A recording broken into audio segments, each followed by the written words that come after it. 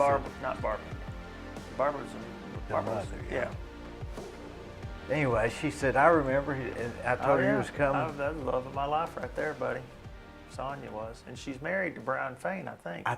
Unless they're not married I think anymore. they're not married no more. Is that right? I think, yeah. Okay.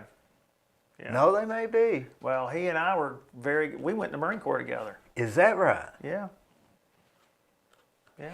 You know, isn't it funny how things changed? Now, going back to us camping, we camped what, all the time? Probably not every weekend, but certainly a lot of weekends. We were remember, there a lot. You remember when we spent the night in your barn? No. You don't remember that? I do not remember that. Me and you and Tim Gobble and Tony Gobble and Jeff Howard and Derek stayed the night in y'all's barn. I do not remember. You don't remember that at all? I do not. Boy, that's weird. But you remember camping. Oh, listen, there was a huge rock, and we used to have a fire behind that rock. Well, one night that fire was so hot that we split that rock right down the middle. I mean, yeah, there are things that I certainly remember, but there are things. Do you remember when we set fire to the 40 acres? Yes. How could I forget that? I've set some fires as a child. Yeah. We were chasing a squirrel one time over by our house, and Derek and I could not get it out of the tree. We had shot up into a hollow tree, and so we lit the inside of that tree on fire, and we burned like 25 acres of land. But that one night when we was camping on Frontage Road, we literally burnt 40 acres. Yeah. I don't remember who didn't put the fire out. Do you? Or maybe we thought we had it out. There's no telling. But those were those prime teenage years when you go up and we had everybody out there, and it was just boys having fun, man. You could see the whole. I mean, at that time, Cleveland was so much smaller than it is now, but you could see just forever. And now all those houses up there where we used to camp. My dad was driving me up there one night because I was probably not even driving age, and we were going down Mouse Creek Road, and I could see the fire that y'all had already started on Frontage Road. Okay. Yeah. Those were some good times, Oh. And they weren't really planned. I don't even remember. We just ended up there so much. But they were wholesome times. We weren't drinking. Nobody. We were. I don't think anybody was drinking. No, we weren't. We were just enjoying boys, doing teenage boy things. Do you remember when we? My memory, I think, is better than yours. Oh, I'm sure it is. Do you remember when we pulled the snake across North Lee Highway with the string? I do remember that lots of times. Yeah. People would either swerve to try to miss it, or they would try to hit it. Yes, I do remember that. Was it a real snake, or was it was a rubber snake? It was a rubber. And we'd put a string on it. Yeah. One person would have to get up and run across the road, set it up, and then when a car would come, we'd start pulling that thing slowly across the road, and they would try to speed up to hit it, or slow down, swerve. Some people would try to stop. Yeah. What was the point of that? I don't even remember why we was doing it. Just something to do, I guess. Something to do.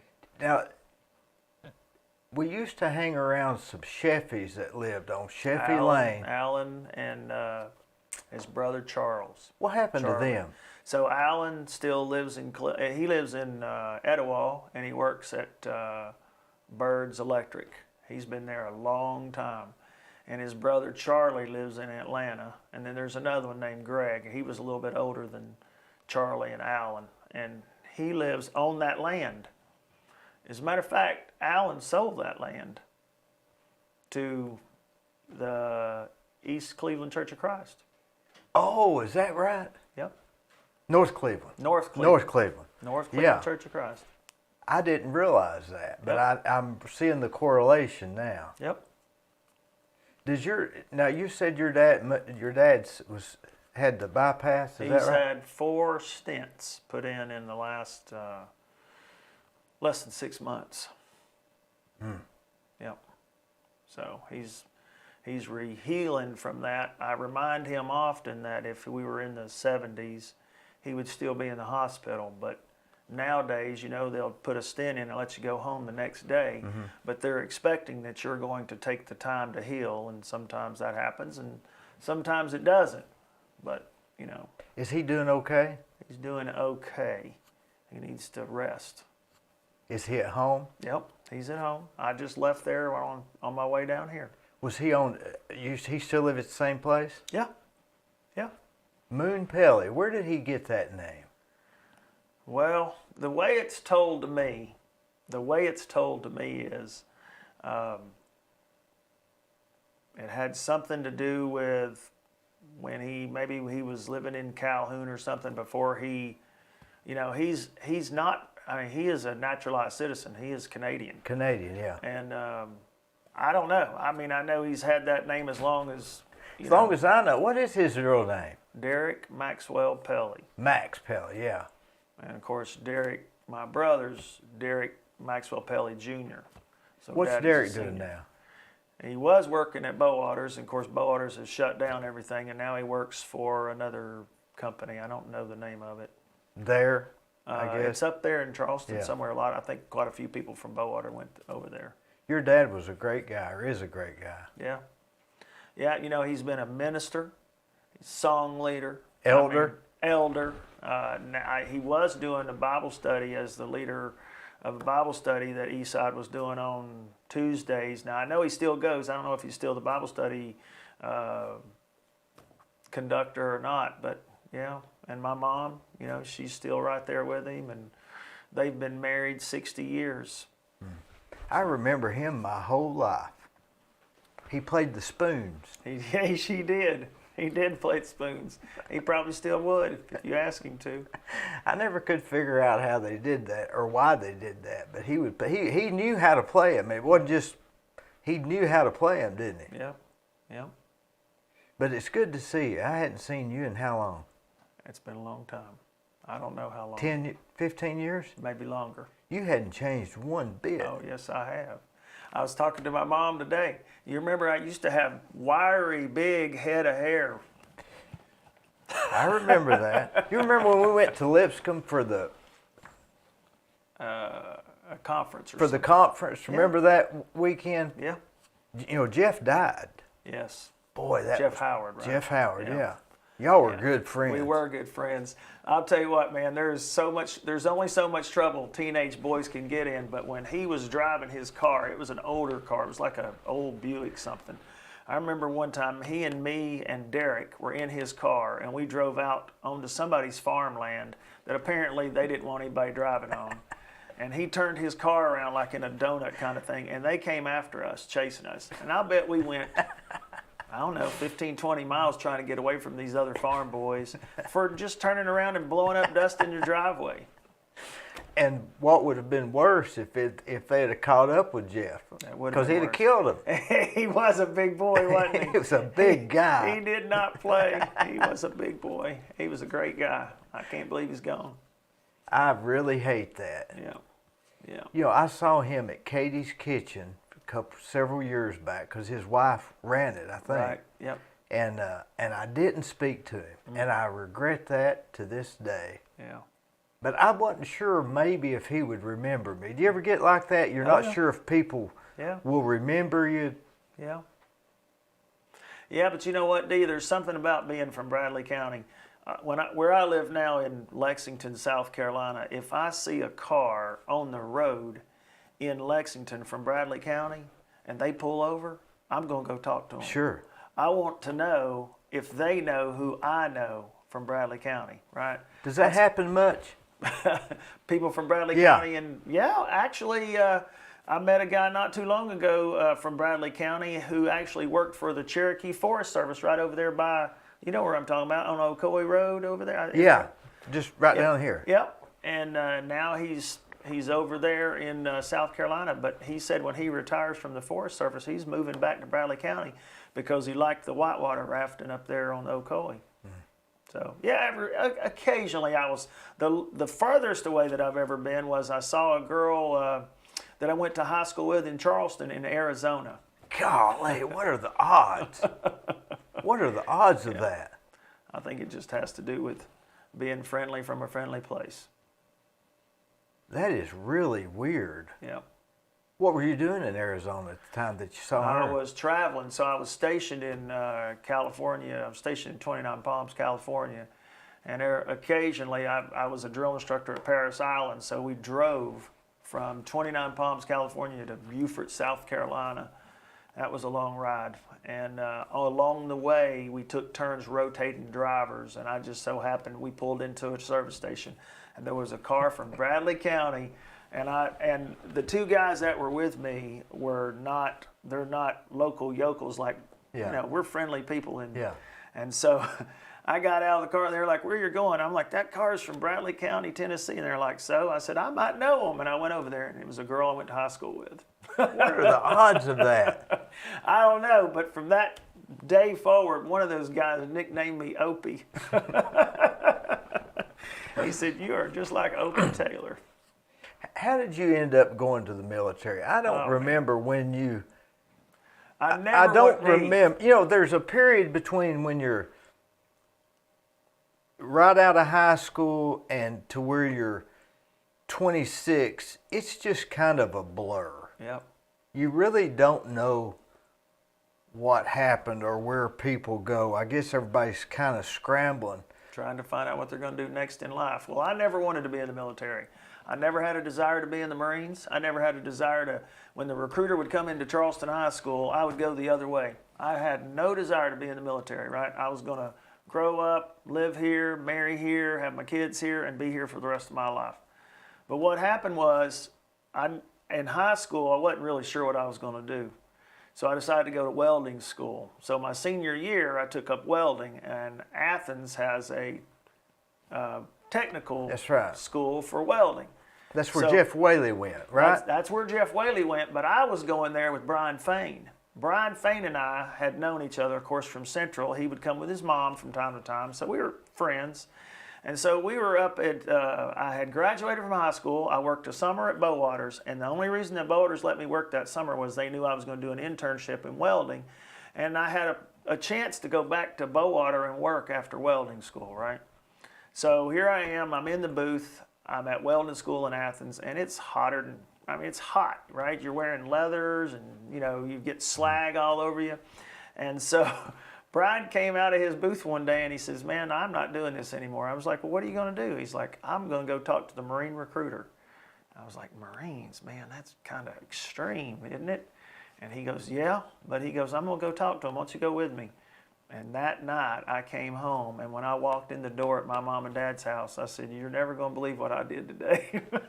And they said, what? I said, I joined the Marines. And they were like, my mom said, you march right back down there and you tell that Marine recruiter that you are not going in the Marines. And I said, I can't do that. I'm going in the Marines. And so it was a little tumultuous time there at the Pelley house because they really did not want me to be in the military. How old were you then? I was 18. I think my mom was very concerned that I would, get killed. I mean, the Marines, really are. It's the first to fight. So she was very concerned, and I don't really think I knew what I was getting into. But you were always a tough guy. Nah, I don't think so. I believe you were. but you weren't like in athletics. No. You were just it's kind of a trench fighter type guy. I don't know about tough guy, but I will tell you this. My dad worked our butts off. And I do believe in a work ethic, right? My dad taught me that work ethic, and I have it to this day. So I do believe in that. Now, you hauled a lot of hay, I believe. I used to work with Randy. We'd go out and do summer hay, and Jeff Harris. And, Harris, yeah. We would do some of that. I went in the Marines, but I don't think I really knew what I was getting into, because when I got to Parris Island, if you don't really want to be in the Marine Corps, that's the place where you'll find out real quick. Those drill instructors are on you, and you're eating you alive, man. And they're treating you like you're nothing. And really the bottom line is, if you're going to break, they would rather you break there than break in the trench. Now, was this when Parris Island was when you went to boot camp? Yeah. Are you there thinking, like 2 days in, what in the hell have I done? The first day, D. The first day, when drill instructors, they just come and they descend. They descend. It's like you have a piece of meat around your neck. They just descend. They start yelling, screaming at you. And you're just absolutely blown away Scares by what's me. going on, right? By what's going on. And, you know, I mean, that first night I cried myself to sleep. And then I Literally? yeah. And I wrote my mom letters all the time saying, this is the worst thing I've ever had happen to me in my life. It's the scariest thing. I can't believe I'm doing this, right? But then the day you graduate, I mean, as time goes on, they take what is an individual and they turn them into a team player who doesn't believe in yourself first. You're looking out for that other person. And I do want to talk about that today because that's why we have so many problems with veterans trying to reintegrate into civilian society, right? In the military, we are trained that there is always going to be somebody who's got your back. Always, right? And so, you know, as time goes on and now you're starting to get built back up again, man, I was in the best shape of my life. In 1983, coming out of Paris Island, boy, get in front of me and I will tear you into pieces. I mean, that's that mentality that you have. And I loved it. I did. But I will tell you this. After being raised here, I missed home. And after 4 years in the Marine Corps, I absolutely said, you know what? I got to get out. I got to go back home. I need to be, you know, where my people are. So I got out of the Marines. I remember that. You came back. Remember, we was at Central. Yep. And you were at the water fountain. Yep. And I said, how's it going? And you said, it's going good. But I think I'm going back. Remember that? You don't remember that, I'm sure, right? I don't remember that, but I will tell you this, Dee. I came back here, and the day I went out looking for my first job, I put on a tie, and I put on my Marine Corps tie clasp. And I went down to Hardwick Stove, and I applied for a position. And it just so happened that there was a guy standing in the front from Human Resources, and he walks over to me, and he goes, I like that Marine Corps tie clasp. Were you in the Marine Corps? I said, yes, sir, I was. He said, hire him right now. Just like that, I got a job at Hardwick. And so I started working there. Come to find out, he was a West Point grad. So he had done a military stint in the Army, and he had, you know, I mean, he knew the value of having a military person there, right? But what happened was I was working third shift, welding. Right back to welding, right? I was doing TIG. I was doing electric spot welding. We were putting ovens together. And I liked third shift. It wasn't bad. But what I heard was I worked with a lot of people there that had been working at Hardwick all their lives. And many of them were Vietnam veterans. Some of them had served in the military. And they all said to a man, oh, I wish, you know, I was back in the Army, Navy, Air Force, Marine, Coast Guard. You take your pick of whichever one it was. If I'd have just stayed in, I'd be retired. I mean, I heard it from everybody. And here I was, a young guy with 4 years under my belt of being in the military, and I was like, holy cow, man. Still young. I made a mistake. Now, granted, being back here was good. I was with Mother and Daddy. I had friends. My family was here. My sisters were still young. And so, I mean, that was good, but you don't have anybody that has your back. It's just the bottom line. There's a brotherhood and a sisterhood that you have in the military that cannot be paralleled out here unless you're a policeman, a firefighter, or your SWAT team. You're doing something that has a brotherhood system to it, right? And that's why so many people getting out of the military have a hard time, because it's a struggle to find who's going to have your back. And so, yes, I probably did tell you that at the water fountain. But guess what? I went back down to the recruiter's office and said, hey, I made a mistake. I want to go back in. And the recruiter said, I'm sorry. We ain't taking anybody. I said, what? He was like, we're not taking anybody. So I walked out of his door. I walked over to the Air Force recruiter's office, and I walked in. Now, you remember me when I came back. I had a hind tight. I had, you know, real short haircut. Mm-hmm. So I went into the Air Force recruiter's office. He said, can I help you? I said, yeah, I'm interested in the Air Force. And he looked at me and he goes, were you in the Marine Corps? I said, yes, I was. And he said, I don't think you're going to do well in the Air Force. I said, why not? And he said, let me throw this scenario at you. He said, you're out tomorrow and y'all are picking up trash. And he goes, you're walking with one of your airmen and he's picking up trash. and you notice that one of your airmen is leaving trash and not picking up trash. He's just walking along and he's not picking up trash. And you're going to say to him, hey, bud, you need to start picking up trash. And he's going to say to you, why don't you pick it up? He said, what are you going to do? I said, well, I'm probably going to pull him aside and say either you pick up that trash or I'm going to kick your ass. And he said, well, that's why we don't want you in the Air Force. He said, in the Air Force, we want to find out why the guy is not picking up trash and we want to try to fix it. And I said, really? He said, yeah. I said, well, you know what? Forget it. I don't want to be in the Air Force. So I walked out of his office and then I went and joined the Knoxville Reserve. I was a combat engineer out of a Knoxville Reserve unit for 2 years.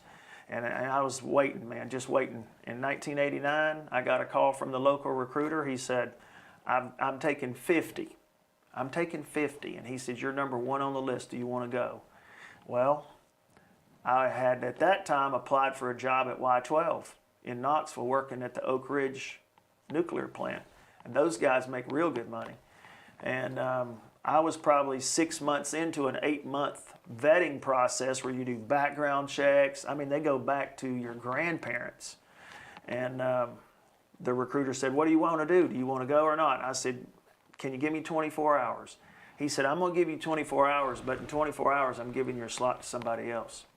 So I called Oak Ridge and said, hey, I know we're in this vetting process and, you know, we've got a couple of more interviews to go. Is there any way you can guarantee me that I'm going to have a job at Oak Ridge? And he said, no. And I said, okay, remove my name off the list. And he said, what?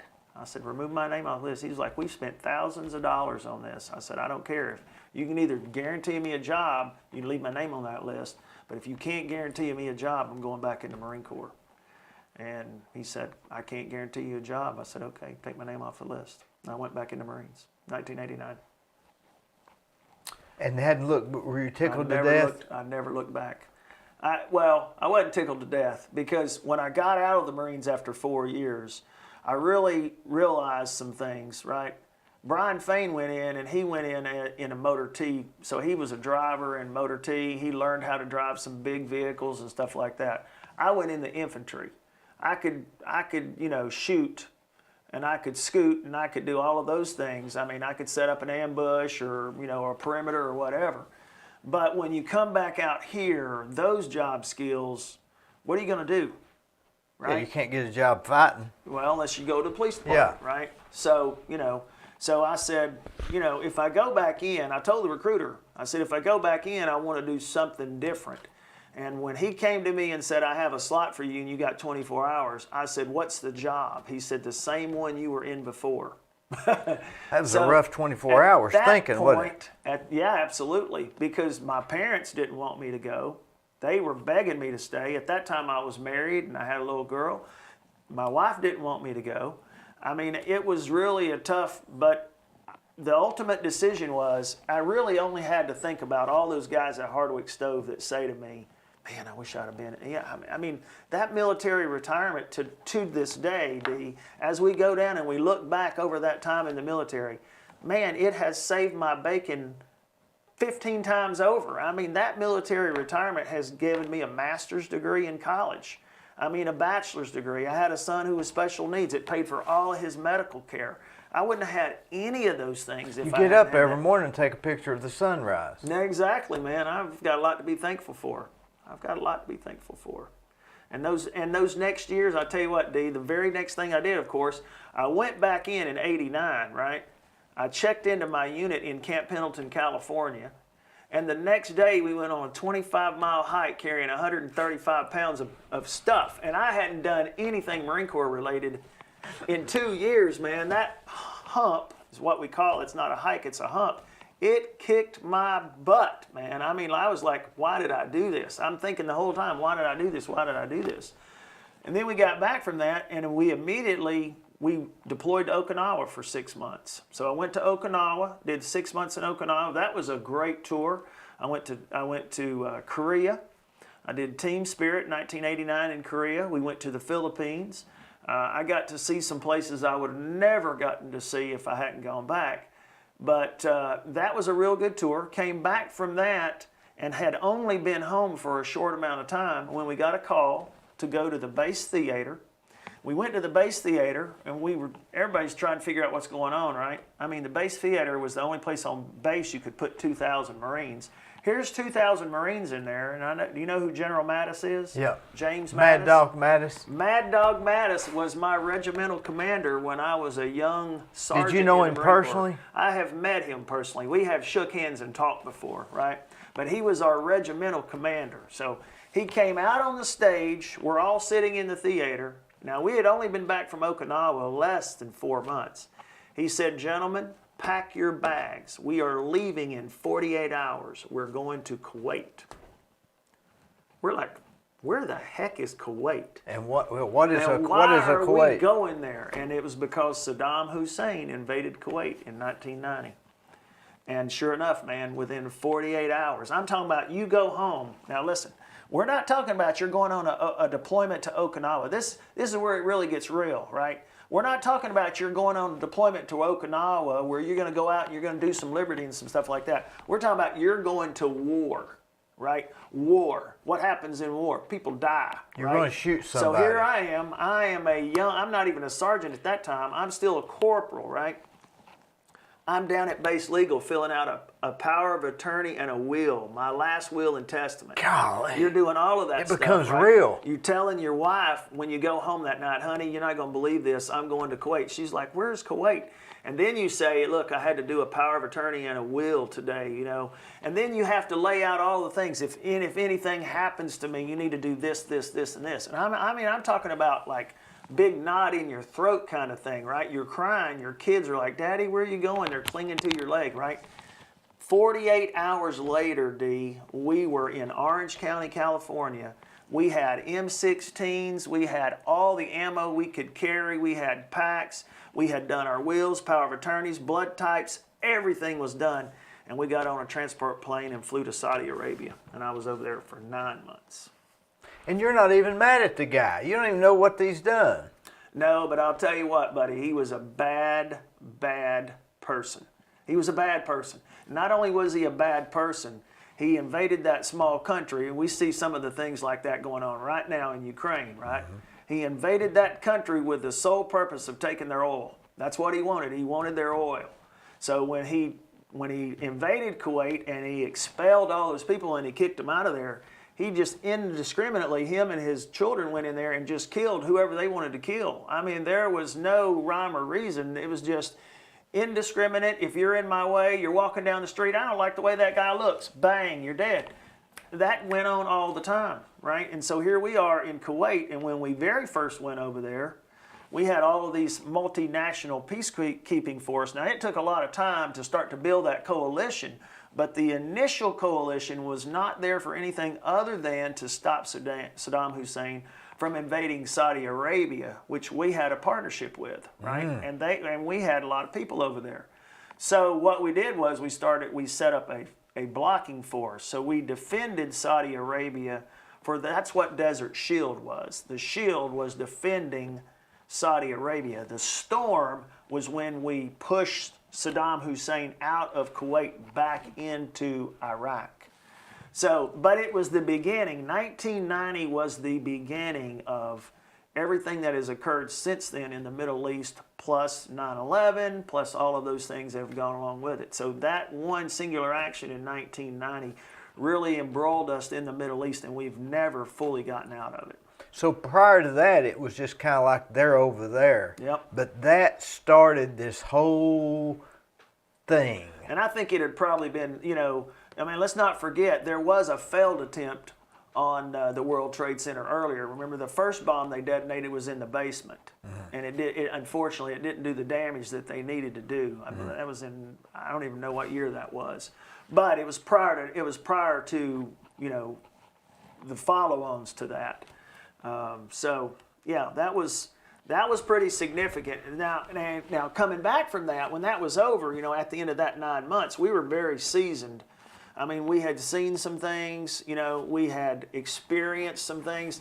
Unfortunately, very, very close to me, probably from here to the end of the back of your property, a young man was killed right in front of me the morning of the ground war starting.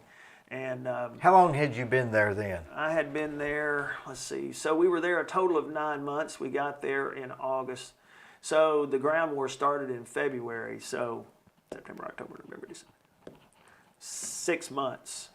6 months. And there were a lot, Dee, there were so many people there, so many different coalitions and so many different elements of coalitions that all these people, interacting and moving around each other. And I mean, it was very hard to tell who's who.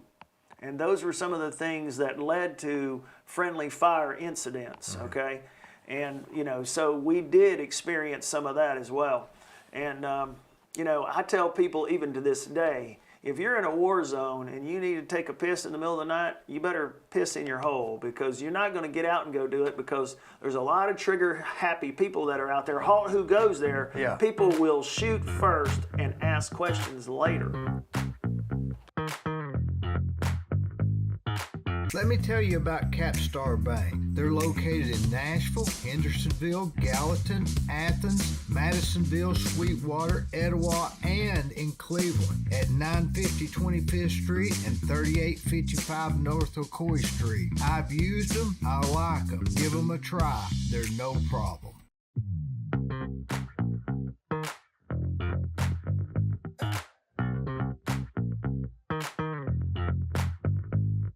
Hello, I'm Dee Burris, and most of you know me as a general contractor. In October of 2020, I started a podcast that I call The Discussion with Dee Burris.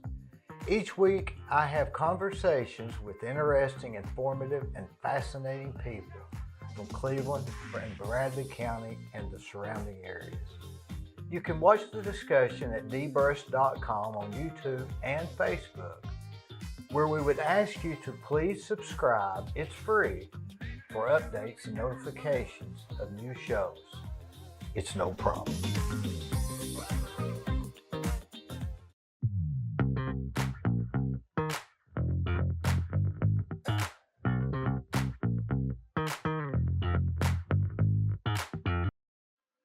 On the Courthouse Square at 30 2nd Street is the law firm of Logan Thompson Law.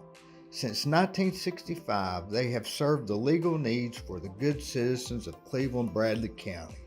If you've got a problem, they're no problem. Give them a call.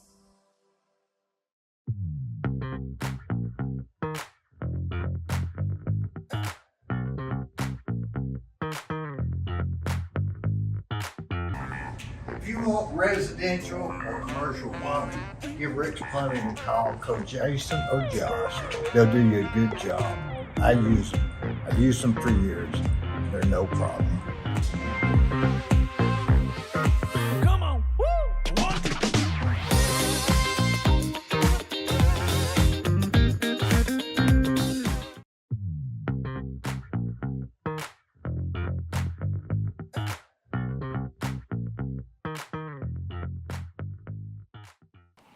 How do you go from a guy that's pulling a rubber snake across the road to and raised in a religious environment to being the guy that says, I'm ready to go, just say when?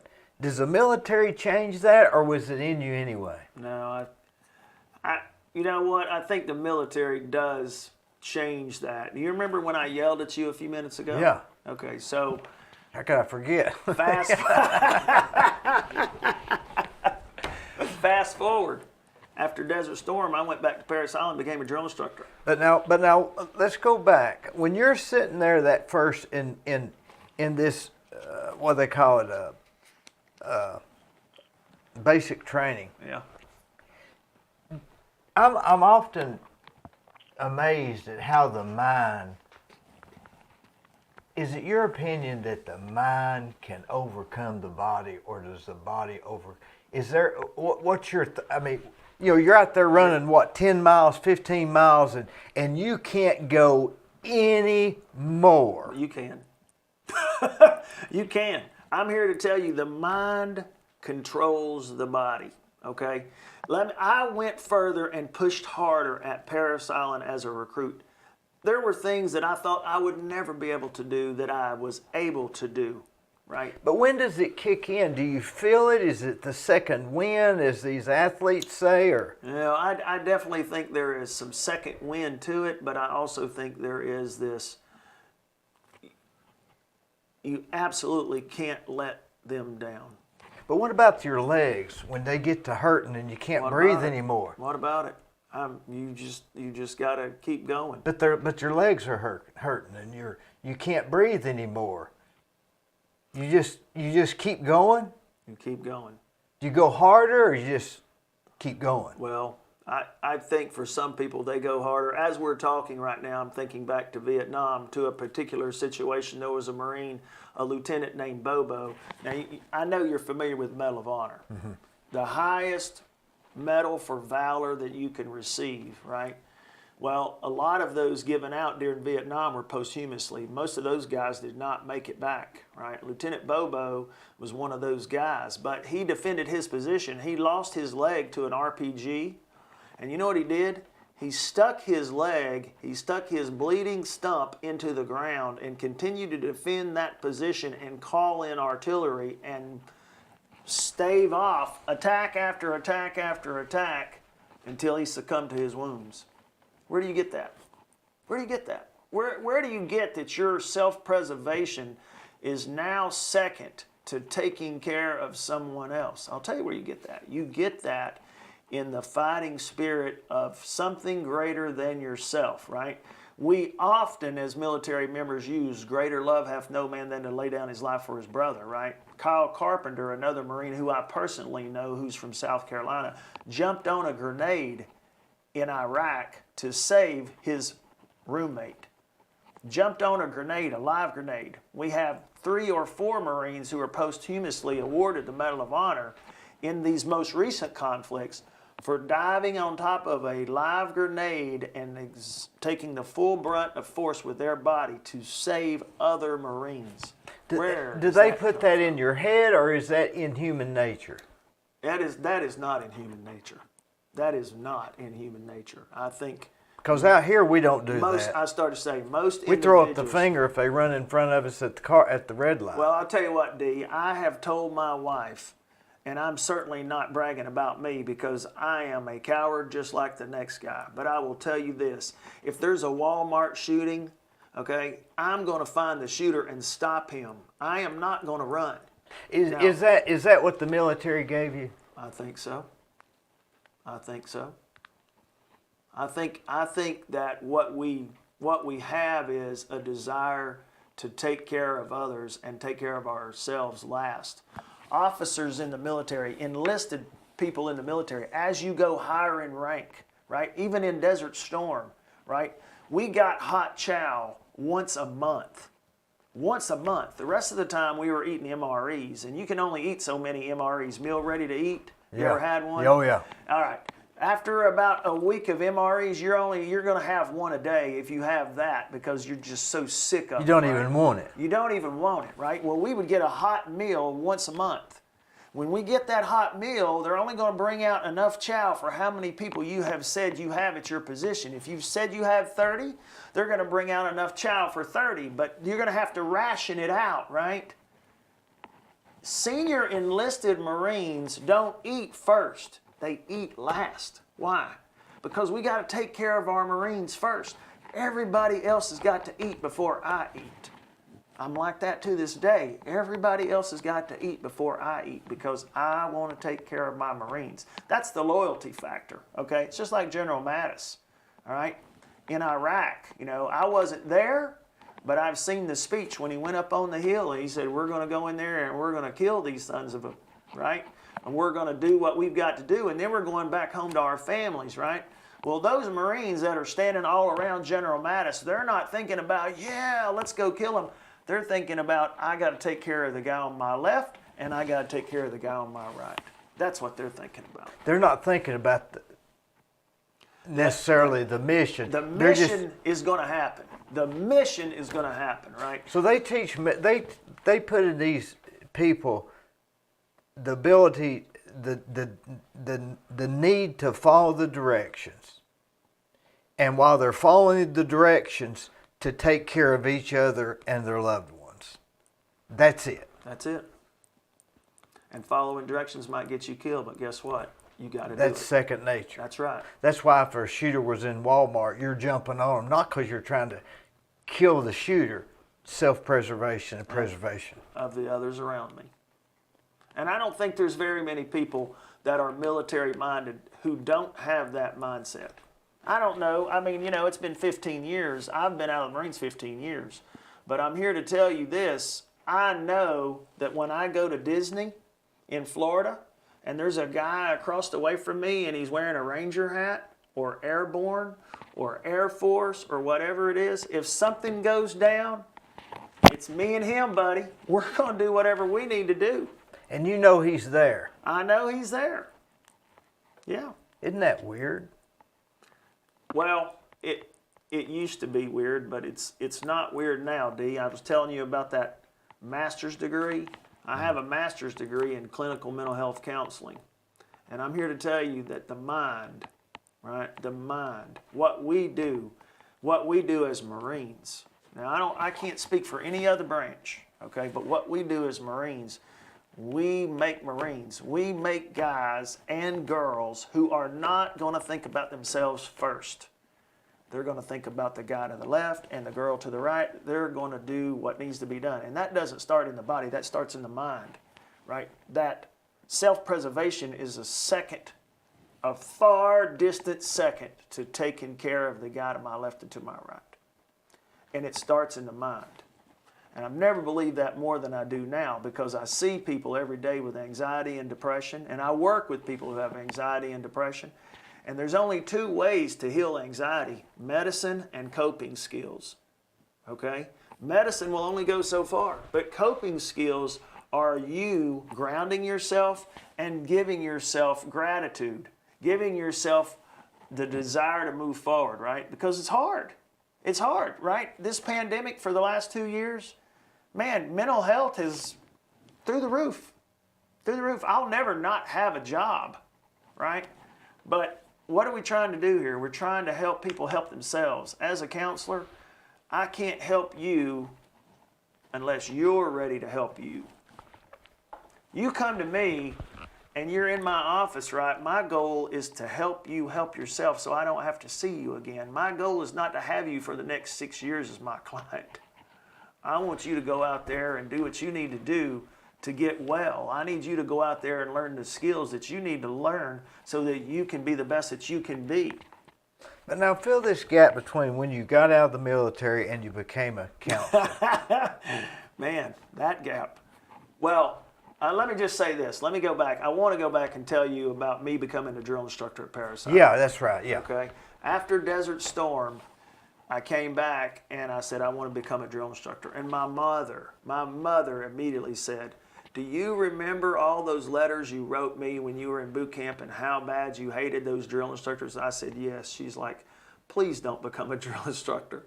And I said, I'm going to do it. And so I did. Did you literally hate the drill instructors while you were there? In the beginning, when you're a recruit in the very beginning, you absolutely are terrified of them because they're so vicious. Dee? What, 6 weeks?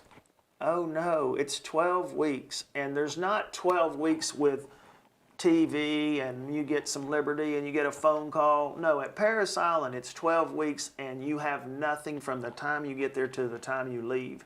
The number one reason that young people today are not making it at Paris Island, proven fact, is because they're not used to being yelled at. Okay? You take kids that are on their phone all the time and now we're going to send them down to a place that's just not right. And they're trying to break them down, and they're probably breaking them down easier than they used to. Right. Do they ever just send them home, say, hey, this guy's... Absolutely, man. When I was a drill instructor at Paris Island, if you came to Paris Island and you really wanted to be a Marine, you were going to put up with everything that I was dishing out. And, buddy, that little thing I just gave you, that was one breath. Okay? We could go for 10 minutes if you'd like. I'm just saying that as a drill instructor, your job at Paris Island is to either make Marines or send people home who thought they wanted to be a Marine but don't have the mindset to say, I'm going to stay no matter what. What's different about the mind that makes them say, I'm going to stay no matter what? If you can't climb the mountain or scale that wall, you can't scale the wall. Or are you saying, yes, you can? You can do anything you put your mind to. You've heard it before, okay? I have seen kids come to Parris Island who the very first day I had them, when I was a drill instructor, said, this kid is not going to make it. And then it takes one time having them standing on line yelling and screaming and giving it 110%, right? Then I'm looking at this kid saying, okay, I might have misjudged this kid. This kid really wants to be here. This kid really wants to be a Marine. But then you take them, man, and you really do break them down. I mean, you break them down, you get rid of all of that mama and papa. When you call, when they get on the phone that first night they arrive at Parris Island and call home, you need to watch sometime. There's a PBS special called The Making of the Marines. I saw that. Okay. It's bad. Yeah. Is that real? That is absolutely real. But you just think about this. It can only be as real as you're being recorded on a camera, right? So if I'm being recorded on a camera... Oh, it's even worse. Exactly. It's a lot worse. It's a lot worse, right? I literally had people who, people who were police officers. I had people who were prior other branches of the military who made it 2 days. 2 days and left, right? You get them. A tough guy. You break them down. Yes, you break them down. And if there's a guy, and let me say something, Dee. Well, we can talk about that in a minute, but let me just say this. Everybody's going to break. Everybody's going to break, and that's okay. That's not what we care about. What we care about is what happens after you break. Do you remain broken, or do you say, I've broken it down to the very basics. I'm not at home anymore, but I still want to be a Marine. I'm still going to make this work. Bring it on. Bring it on. I'm going to do whatever I have to take to be a Marine. And that's where you see growth. That's where you see the stretch in the mind. That's where you see this little guy who could never do anything at home, who is suddenly going to walk across the deck at Parris Island wearing dress blues, and absolutely he made it. So he wasn't necessarily the tough guy. It was tough in the mind. Yep. Boy. Yep. I loved being a drill instructor. It was probably one of the best tours I ever had. Do you think you were slightly more compassionate to the... No. There's no compassion when you're a drill instructor, Dee. Here's the thing. If I'm compassionate while I'm a drill instructor at Parris Island, somewhere down the road, that guy that I gave a break, an inch, that guy's going to get somebody killed. Okay? I want every person who walks across the Parris Island parade deck. Now, again, let's temper this with, this is 1992 when this happened, okay? My views today, sitting here at this table wearing a Marine Corps uniform, do not necessarily represent the Marine Corps' views. They represent my views from 1992 as a drill instructor. That's my disclaimer right now, okay? Let me tell you this. In 1992, when I was a drill instructor, there was no way I was cutting anybody a break. Because at some point in the future, that person that I cut a break may get more than 30 people killed. Okay? I'm not cutting anybody a break. You either want this more than you've ever wanted anything in your life with all your blood, your heart, your soul, and your strength, or you don't. That's it, bottom line. And if you want it, you're going to do everything it takes to make it. I have seen people that have broken a bone at Parris Island, and it was going to take them 6 months to heal. And they say, son or daughter, you've got a choice. You can stay here in rehab for 6 months, or we'll send you home. And when it heals, we'll take a look at you again, and you might get back in. What do you think they do? They stay right there at Parris Island for 6 months in a rehab platoon so they can continue moving forward in their training. There's not a chance in the world they want to go home. And the ones that do go home, more than likely won't come back, because guess what? If something tasted bad the first time you had it, it more than likely ain't going to taste any better the second time, right? So if you have a chance to not have to do it again, why would you go back? Right? So people that make it through Parris Island and wear that uniform, they have earned it. They have earned every minute of it. And it's the drill instructor's job to make sure that they earn it. Okay? Because every one of us have stood on those yellow footprints and did the exact same thing that those recruits did. Every one of us. So it's not the guy that's the strongest, it's the guy that physically, it's the guy that's strongest mentally. Correct. That's so interesting. That's so interesting to me. It is absolutely. Your body will give out long before your mind gives out. And the mind can read you. I mean, if you think you can do it, you can do it. Like the book, I Think I Can, the little engine that could. So that's real. The guys in Vietnam that were in the Hanoi Hilton, okay, that were POWs, every one of them broke. Every one of them were tortured till they broke, right? But what they didn't do was they never quit.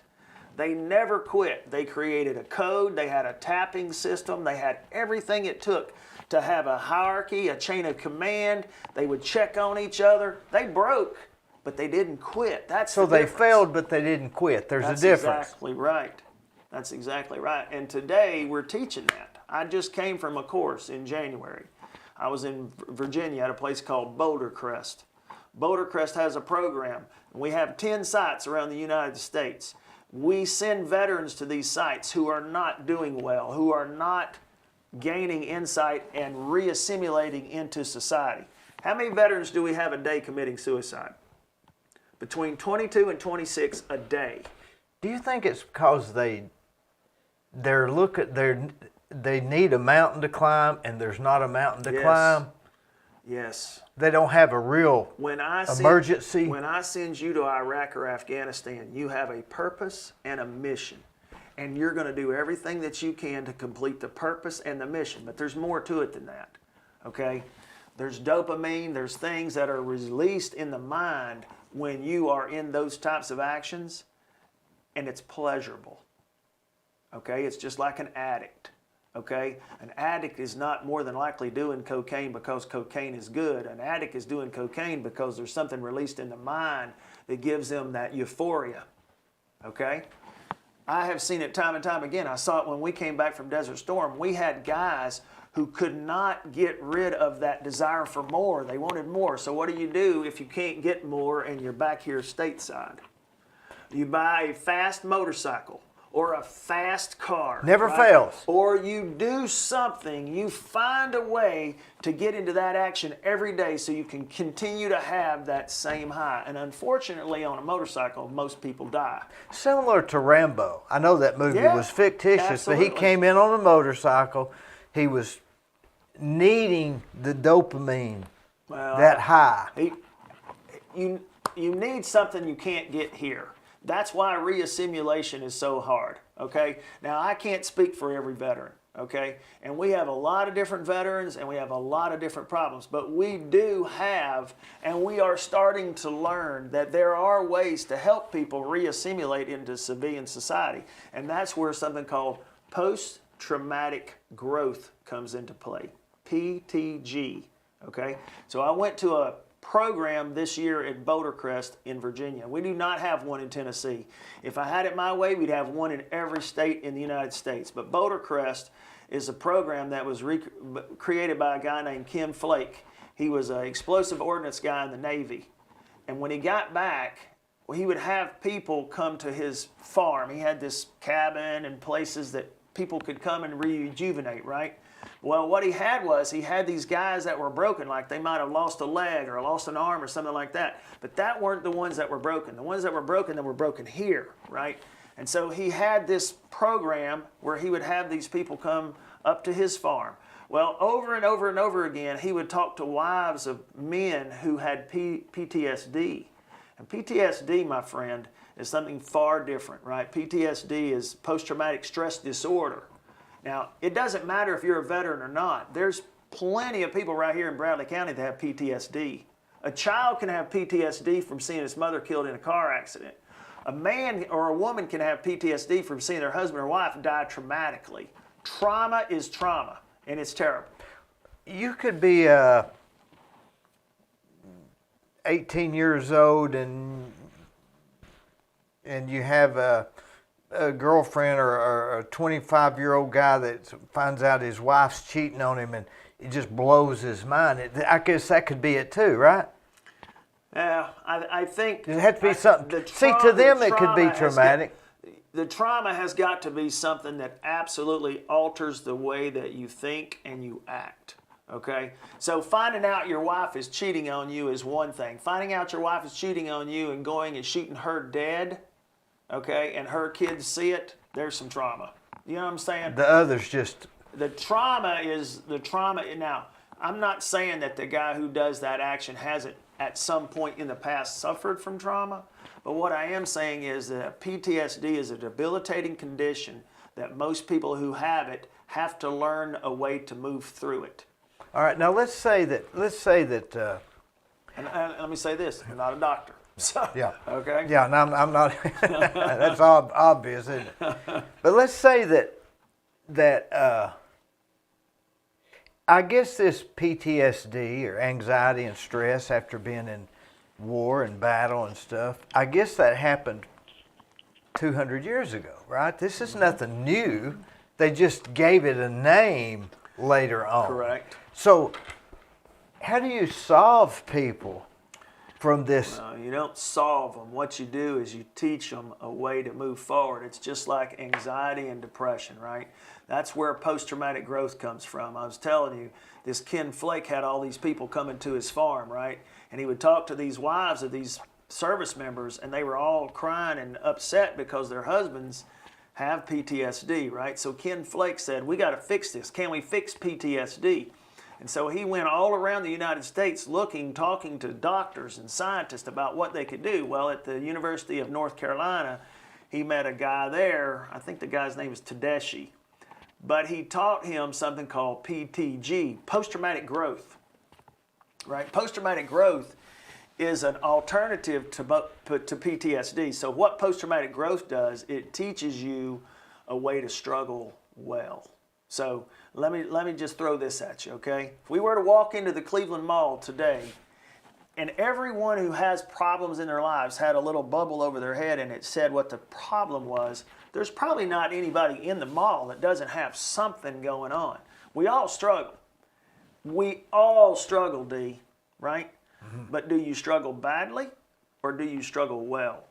A lot of people don't know how to struggle well, right? What's struggling well? Struggling well is taking that struggle that you have, acknowledging that you have a struggle, and then using coping mechanisms to move forward, right? So there's lots of coping skills, right?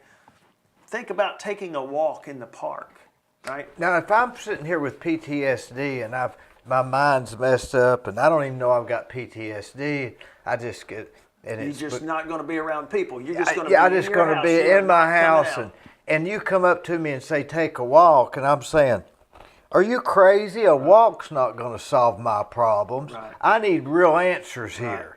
That's exactly right. So now what do you do? It's a whole lot more than that. So this program that I went to at Boulder Crest in Bluemont, Virginia. I think it's Bluemont, Virginia. 7 days. They take 7 veterans. They put them together for 7 days. Let me tell you something, D. Okay? I've been out of the Marines 15 years. I've been an ROTC instructor. I've done a lot of great things, right? It was the first time since I left the Marines in 2006 that I felt like I was home. The first time. I was with 7 other guys that were all combat veterans, right? And together for 7 days, we learned about post-traumatic growth. We learned about disclosure. We learned bad things happen in combat, right? We all know that. And we all deal with bad things. That's right, absolutely, it is war. But you have to survive, right? And sometimes what you do to survive is not so pretty. It's embarrassing or whatever. It could be. Whatever. It might be something that you don't ever want to discuss again in your life, right? But at this program that we were in, we were able to disclose in a group to a group of people who are just like us, and we built a team.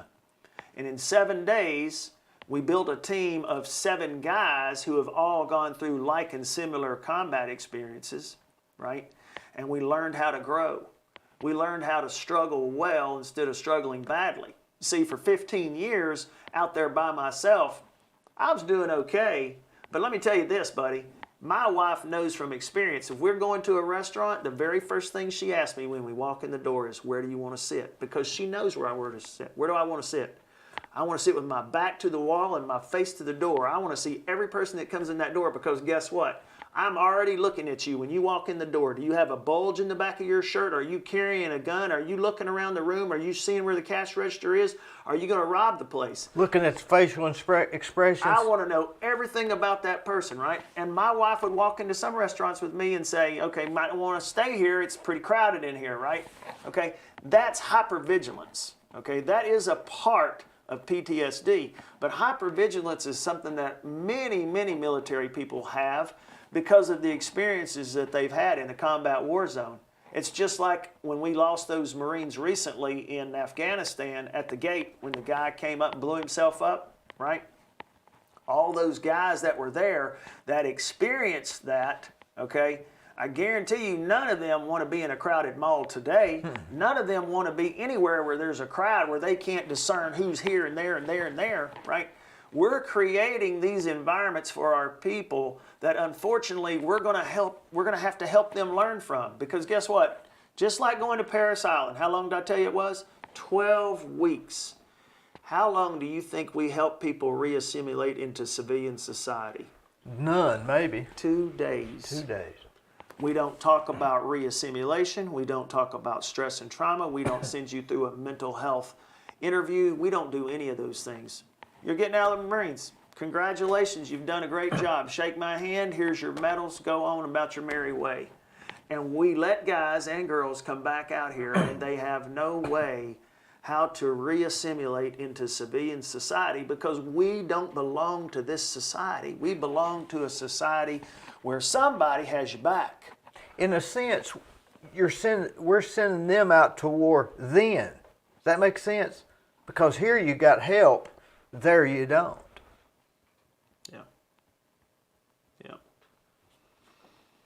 Yeah, so that program that I went to, it was 7 days all together, all paid for. I mean, all your meals, all your food, your lodging, everything, 7 days paid for. We have 10 of them. The closest one to here is Camp Southern Ground down in Georgia.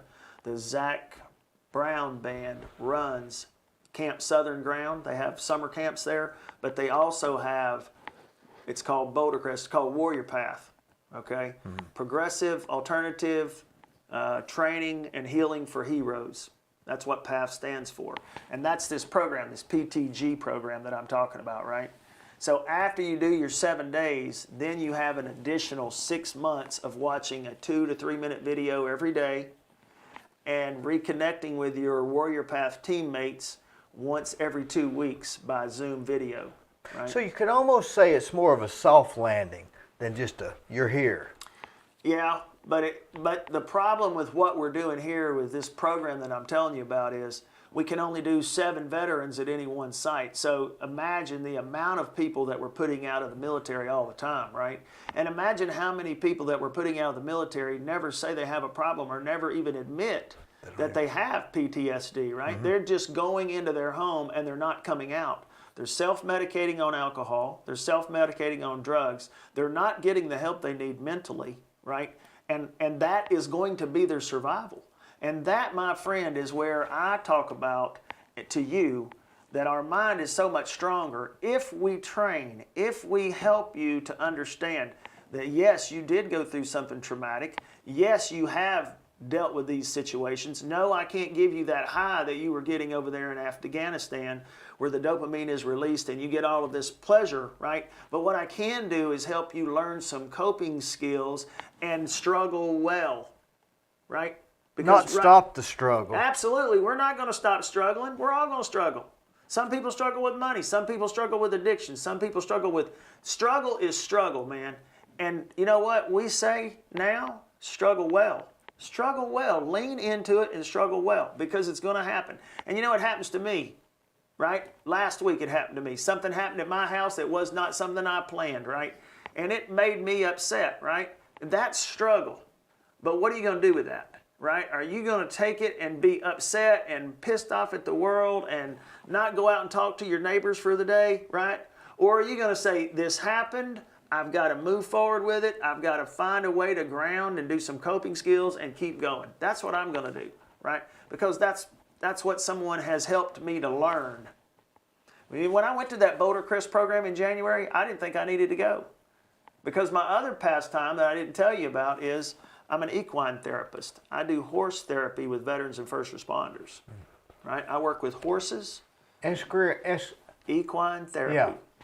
They do that at the Tri-State Center here now. Yeah. They take people that's, Yep. and it's something about horses and riding it. It's amazing. We don't do any riding. We only do groundwork.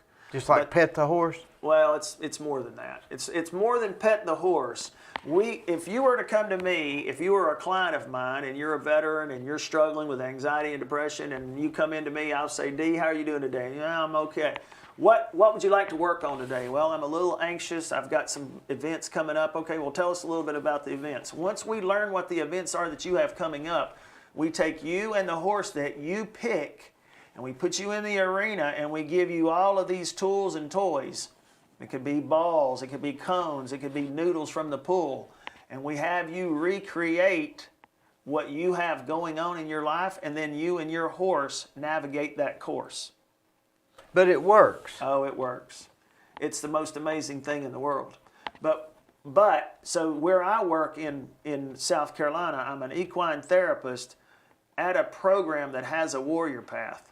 So I was seeing the warrior path going on all the time and thinking to myself, man, I'm really glad somebody's helping all these guys that need it. I wasn't thinking I needed any help. I was thinking about, man, I'm really glad these guys are all getting the help they need, right? Come to find out, when I went to Boulder Crest up there in Virginia, I needed it too.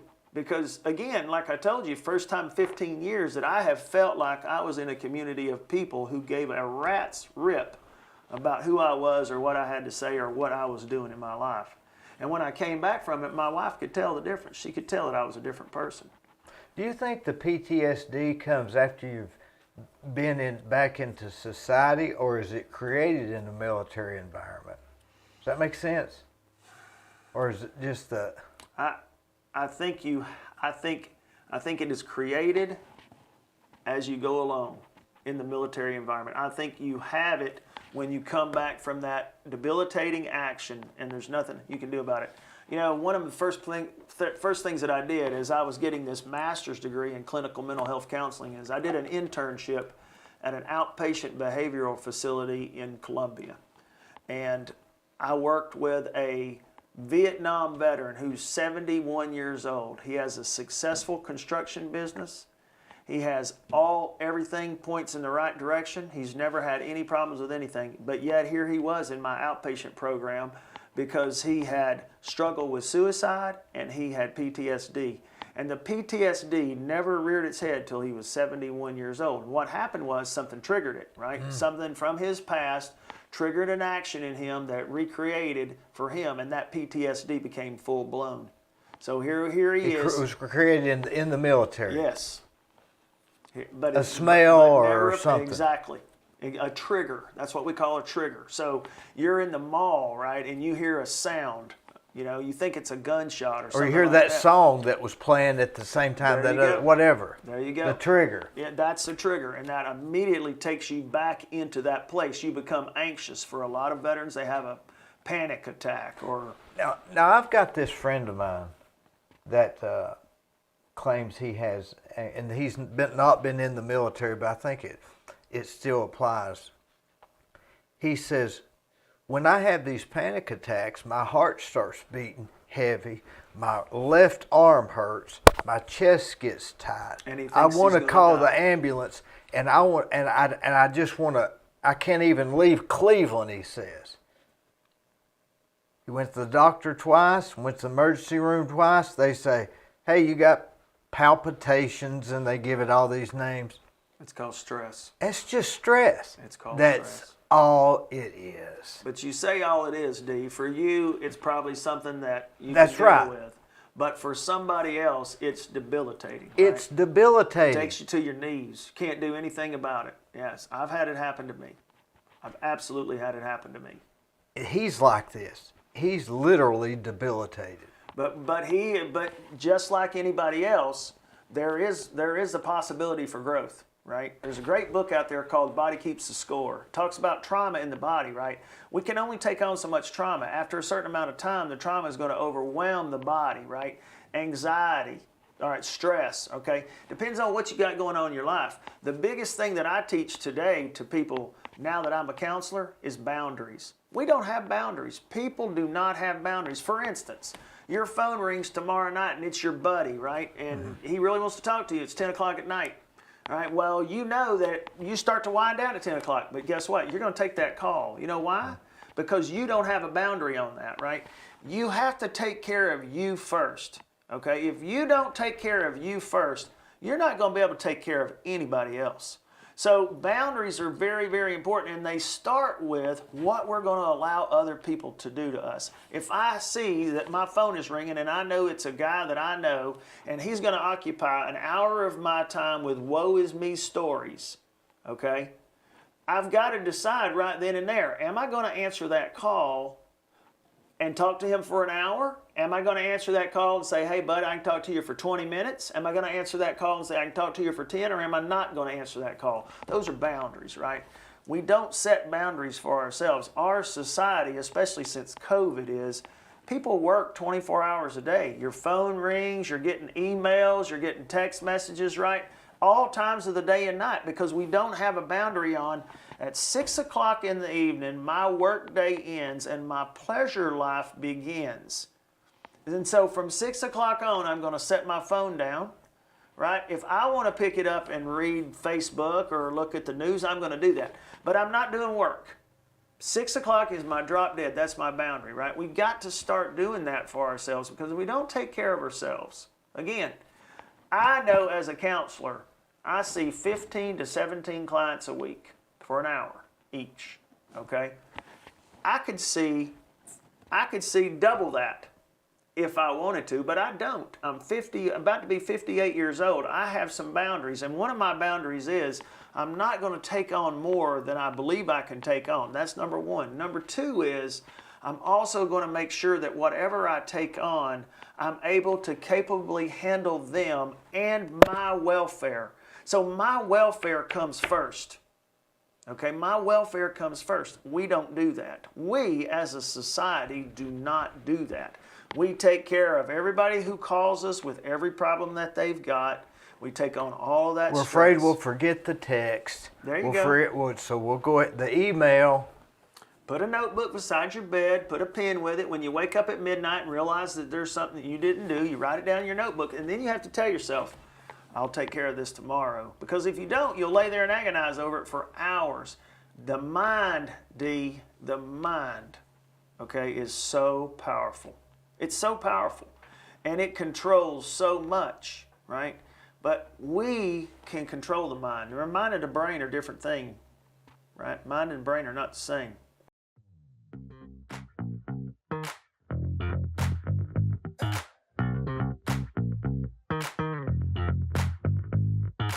Let me tell you about Capstar Bank. They're located in Nashville, Hendersonville, Gallatin, Athens, Madisonville, Sweetwater, Etowah, and in Cleveland at 950 25th Street and 3855 North Ocoee Street. I've used them. I like them. Give them a try. They're no problem.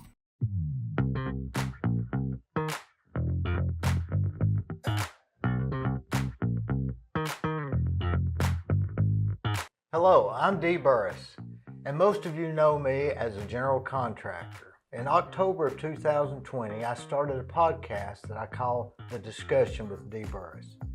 Each week, I have conversations with interesting, informative, and fascinating people from Cleveland and Bradley County and the surrounding areas.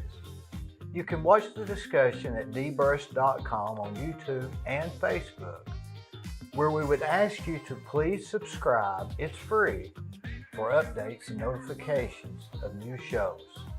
It's no problem.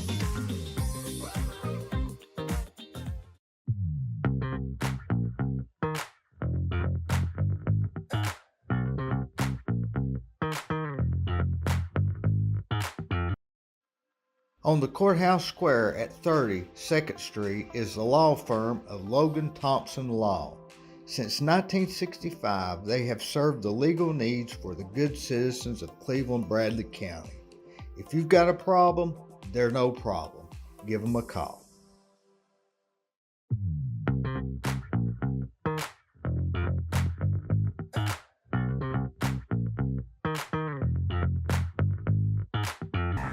If you want residential or commercial plumbing, give Rick's Plumbing a call. Call Jason or Josh. They'll do you a good job. I've used them for years. They're no problem.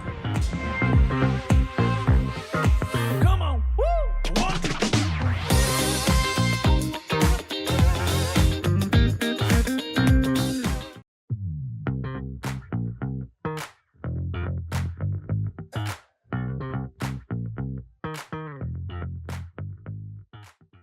Now, when you say the mind and the brain is not the same thing, explain that. Well, the brain is matter.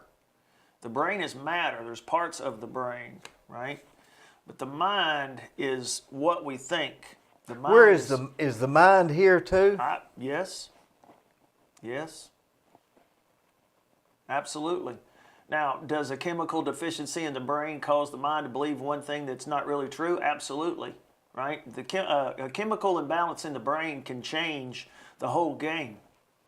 Something that, is just as simple as it could be. People who suffer from depression quite possibly have some chemical imbalance that causes them to not have the same thought or the same belief, right? And that's why we have medication, right?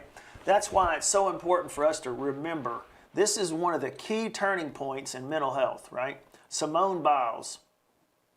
You know who she is? That's the Olympic gymnast that first came out and said, hey, I get depressed. That's exactly right. But guess what? Before Simone Biles, people just did not look at mental health or problems with mental health as something that was significant, right? Here we have somebody, and I don't really know Simone Biles personally, but I know that this is a person who had trained their entire life to be an Olympian, right? And now we're at the Olympic Games. Now this is her shot, right, to absolutely go out there and blow it out of the water and win the gold. And what does she do? She stands up and she says, hold up, time out. I'm not mentally where I need to be. The world is like, what? Right? Mental health is finally, for the first time, front and center. Because guess what, Dee? Even in the military today, we are not looking at mental health. Even out here in society, we are not looking at mental health, right? How many people go to a chiropractor? How many people go to a massage therapist, right? Probably a small segment of the society, because there's a taboo associated with getting your neck cracked or getting your back cracked or getting yourself fixed, right? Acupuncture, things of that nature, right? We're just not doing them, right? But mental health, whoa, mental health is even worse than all of those things. God forbid anybody know that I might be going to see a counselor because I'm having some stress issues, I'm having some anxiety, I'm having some depression. A lot of that depression, a lot of that anxiety and stress, a lot of these conditions are brought on by chemical imbalances in the brain. And that's why we have medication. Do you know what one of the main reasons is? People have to come back again and again. They get better. They start taking their meds for depression and anxiety. And now they're 14, they're 20 days into taking their medication. And man, this feels great. I don't need this medicine anymore. I am back. I'm cured. And they stop taking it and they go right back to where they were. And you can't make them take it no more because now their brain's messed up. Can't make them take it, but the key thing here is that coping skills alone for most people is not enough. If you need a depression or an anxiety medicine, if a doctor prescribes you with a depression or anxiety medicine, you need to take it, right? But along with that, there comes a healthy dose of reality, right? If you're not taking your meds regularly like you're supposed to, obviously they're not going to work the way they're supposed to work. That's number one. Number two is if you're taking your meds and your meds are making you have suicidal tendencies, things of that nature, you need to go back to your doctor. And you need to say to your doctor, this is what my meds are doing for me. I need something different, because we have so many different types of medications out there for people, right? The first time that you take something, it might not be the medicine that you need, right? You might need to take something different than that. Add to that therapy, okay? This is Simone Biles at the Olympics says, whoa, time out. I need a mental health break. I need a little bit of help here, right? She ultimately went on and competed in the games after she got herself to where she was supposed to be. We don't do that, right? People don't admit that they have a mental health issue, right? So what do we have instead? We have all these people wandering around out here saying, what am I going to do? I can't fix myself. No, you can't. But you could ask for help, right? You could go see your doctor and he can give you a recommendation and he can recommend you to go see a therapist, right? Who may be able to help you. But it's just like I said to you a few minutes ago, Dee. You can come to me every day and say, I've got a problem, will you help me? And my answer is absolutely, I will help you. Are you willing to help yourself? Because if you're not in 100% yourself, how can I help you? Right? I cannot fix you if you are not willing to help yourself, right? And how can you put them in a state to where they're wanting to help because they're depressed? Well, it's like a dog chasing its tail. It is, but you got to get them on the medication first. You've got to get them to a point where they're starting to come out of this depression. Now, with the post-traumatic growth model that we were talking about a few minutes ago, right? One of the first things that we do is an attitude of gratitude, right? You begin every morning. We journal. I journal every morning. Every morning I write down my thoughts. I also, the very first thing I do when I roll out of bed is, what am I thankful for today? It could be the air I breathe. It could be the fact that I have hot water. Exactly, right? Mm-hmm. There's got to start to be something in your life that you're thankful for, because there's a lot of people that have it a whole lot worse than we do, and they're okay. So why aren't we okay? And the answer is, we're not okay because we're not seeing the greener side of things. We're only seeing the dull side of things, right? So some of it's going to be medication for some of it. Some of it's going to be coping skills for some people. Some of it's going to be both of those things. And some of it's going to be a long time in therapy. Some of it's going to be a long time in therapy. Now what does the medications do? We go back to, I had this other friend that was, he worked for me. And he started getting crazier and crazier. And he now walks the streets. They tried to put him on medicine. They could never get it right. So they really don't have that figured out yet. There's so much we don't know. And so many people now, I'll be honest with you, the people that I know that are coping with mental illness are a lot of people that are on mushrooms, psychedelics. Some of them smoke pot. So, I know that's taboo, right? But I'm just saying, I know them and they seem to deal better with it. So what's the difference between, is there any validity in that?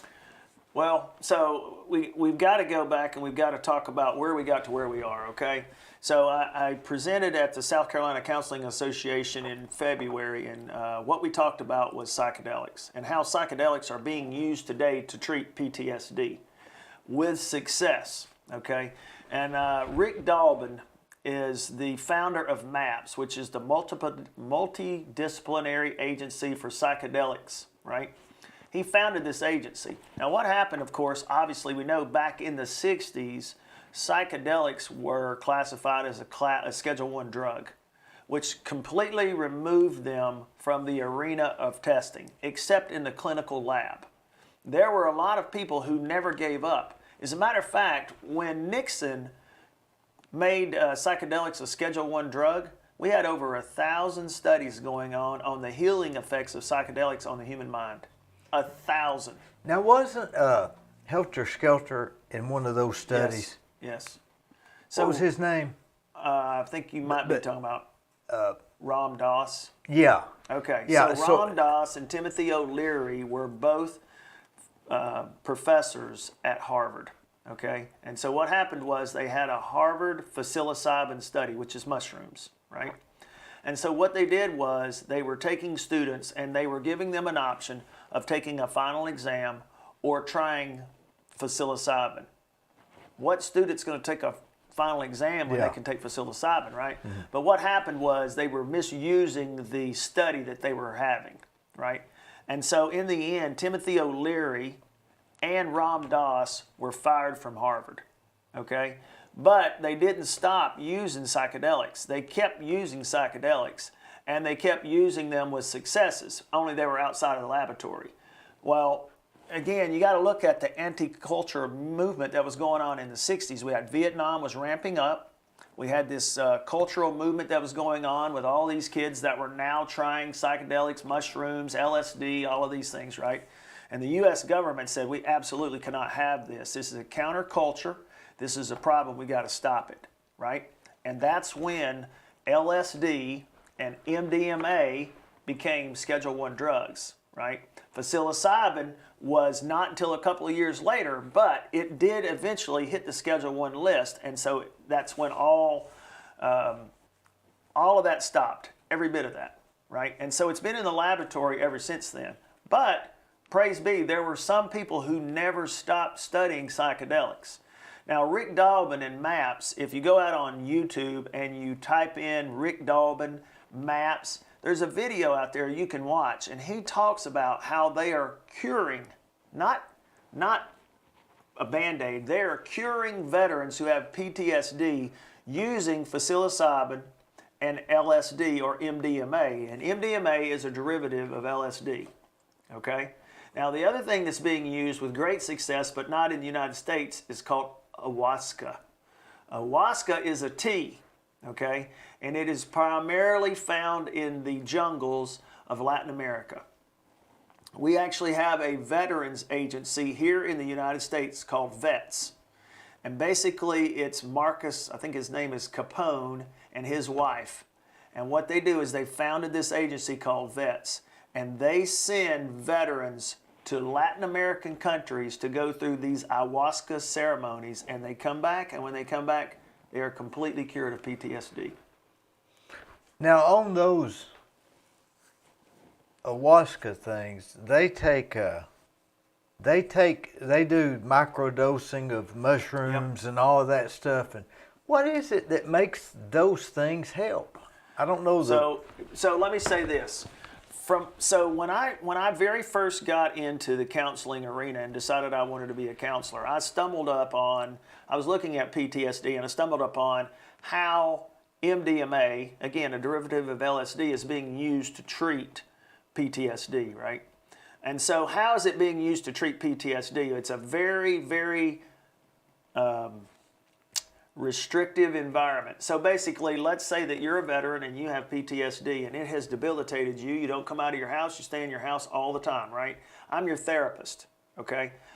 We're going to go through and we're going to do MDMA. But it doesn't work just like that. There's another part of that, right? Because today what we find is mushrooms are out here in our society again. We have Colorado, there's all kinds of states who are starting to legalize drugs, right? And they're legalizing things like psilocybin. They're legalizing MDMA. They're legalizing things of that nature in these states, right? Well, guess what? You can go out and take mushrooms on your own and have PTSD, and it won't help you one bit, right? Because you're not doing it the way that it's got to be done, right? So you've got to have a psychologist or a psychiatrist or a therapist that works through this with you. So if I were to lay the groundwork for you, the way it works is you come to me and you're like, hey, I have PTSD. I want to go through MDMA therapy. I'm like, okay, good to go. So we meet. And we meet for 3 months together, you and I, without ever talking about MDMA. What we're doing is we're building a foundation. It's just like you hear about the 3 pigs or building a foundation on sand or concrete, right? We're going to build a concrete foundation. And the way we're going to do that is we're going to create a friendship between the two of us where I start to find out who you are, what you've done, what you did in the military. We're not going to talk about whatever that action was that caused this trauma in your life. We're just going to build up to the point where we're building a scaffold, right? After 90 days, we're going to have one MDMA session. You're going to come into my office. I'm going to put you in there in a room. You're going to be on a couch. I'm going to have a doctor in the room. I'm going to be in the room. You're going to be in the room. And we're going to lay you in a comfortable position. You're going to put eye shades over your heads. And you're going to take 1 tablet of MDMA. I believe it's 25 milligrams. It's not a lot, okay? You're going to take 1 tablet of MDMA. As you go into this trip on MDMA, now what we're going to do is I'm going to pick up the scenario that we've been building on for 90 days, and I'm going to take you into your trauma, okay? And we're going to talk a little bit about what your trauma was. But what's happened is, understand what MDMA does to the mind. It disconnects the mind from the debilitating, whatever the thing is. You talked earlier about your friend who has panic attacks, okay? On psilocybin or MDMA, those panic attacks are subdued. They're no longer activated, right? There is a network in the brain that does not get activated because you're on MDMA. It sort of like mutes it, okay? Now what you're able to do is you're able to walk through your trauma with me almost as a third person. You have no tremors, you have no anxiety, you have no nothing. You're just able to talk to me about what went on at that time in your life. You don't even have to go, we're not going to go through the whole thing, because guess what? We're going to do 3 sessions of MDMA. This is only the first one. We did a 90-day build-up. You do a session with MDMA. Now we're adding more to the story. After that session is over, you'll come back to my office and we'll go through another 30 days of building on what we've learned thus far. Now we're going to do session 2. Session 2, I'm going to take you all the way through where we were the first time, and we're going to go further into your trauma. Okay? Again, the same thing occurs. You take a small dose of MDMA. Halfway through, you're going to take another dose to continue that high so we can go through what we've got going on, and we're going to build a scaffold. By the time you're done with that third one, more than likely you don't even have PTSD anymore. In the study that Rick Dolben did, so we had to go through 3 clinical trials. The first clinical trial was for the efficacy of the drug itself. Is this a drug that can be used safely in a clinical environment? And the study found, yes, it was. The second study that they did was a very small amount of people. It was like 5 or 10 people, right? Could this drug be something that is used in this? Yes, it was. We just finished phase 3 trials. In Rick Dolben's video, he has like 58 veterans who go through this thing, right? Out of the 58 veterans that go through it, 45 of them are completely cured of PTSD, and the rest of them, as the time goes on, so 6 months after the trial, veterans who were not as healed from it are more healed from it as time goes on. Why? Because the PTSD, I'm sorry, not the PTSD, the MDMA or the psilocybin that was used in the study is still there in the brain and is still allowing the mind to continue to move forward. To disconnect from the trauma. Exactly. And to look at it in a rational manner or something? Yes. Yes. So I worked at this presentation that I had, I work with a doctor who does MDMA treatments through the FDA for this trial, right? And he's not a veteran, and he's not even from the United States. He's actually Russian. And he has been just amazed by the results and the things that he has seen from veterans who come into this and then what they look like after they're done. He said, I will be forever changed just by seeing people who in the beginning were absolutely just not coming out. They would not, leave their house. They were very closed. And he goes, you put them into this MDMA trial, you walk through them with this therapy, and when it's over, they're cured and they walk away. So remember when we talked about a few minutes ago, we were talking about how mushrooms and MDMA and all of those things are now legal again, and there are people that are taking them, but they're not being healed of anything. Well, there's another project called the Zendo Project, and the Zendo Project is a group of people who go to, let's say, the Burning Man. The Burning Man concert that's out in the desert, okay? Yeah. The Zendo Project has a group of therapists, and what they do is they sit with people who are taking a drug, psilocybin, MDMA. So let's say you're at this Burning Man concert and you've taken a tab of MDMA and you're feeling really strange. You can leave and go over to the Zendo tent, and you can go into the tent, meet with a therapist, sit down, and that therapist will sit with you and hold space with you until you're done with that trip. Now, the goal of that is to help people who cannot help themselves, because what we have is we have a lot of people who are hearing about the effects and the cures with psychedelics, but they're not going to a therapist to get it. Right? They're just out there on their own trying to make it work for themselves. Isn't it strange that anybody that's not aware of all of this, they would think that you was talking about druggies. Exactly. Potheads. Exactly. Dope addicts. This is not mainstream. But in other words, in the early 60s, it started out as kind of a good idea that might help. And then the Nixon administration kind of axed it. It was actually before the 60s. And now we're thinking it's bad, bad, bad. But what you're saying is they found a necessity for these things. So there are currently over 60 trials being conducted in the United States that don't have anything to do with veterans. They're using it for alcohol. They're using it for addictions. They're using it for anxiety. They're using it for depression. All of these trials that are going on in labs are actually being tested on people that have nothing to do with the military, right? And they are finding time after time after time that these things work, right? These things work to help people cure their mind, right? There's a saying that goes, and I don't know who says it, I wish I could quote it to you right now, but it says, compared to what we ought to be, we are only halfway there. The mind is so vast, we know so little about the mind, that only in the last 30 years have we really started to tap the potential of what we can do with the mind, right?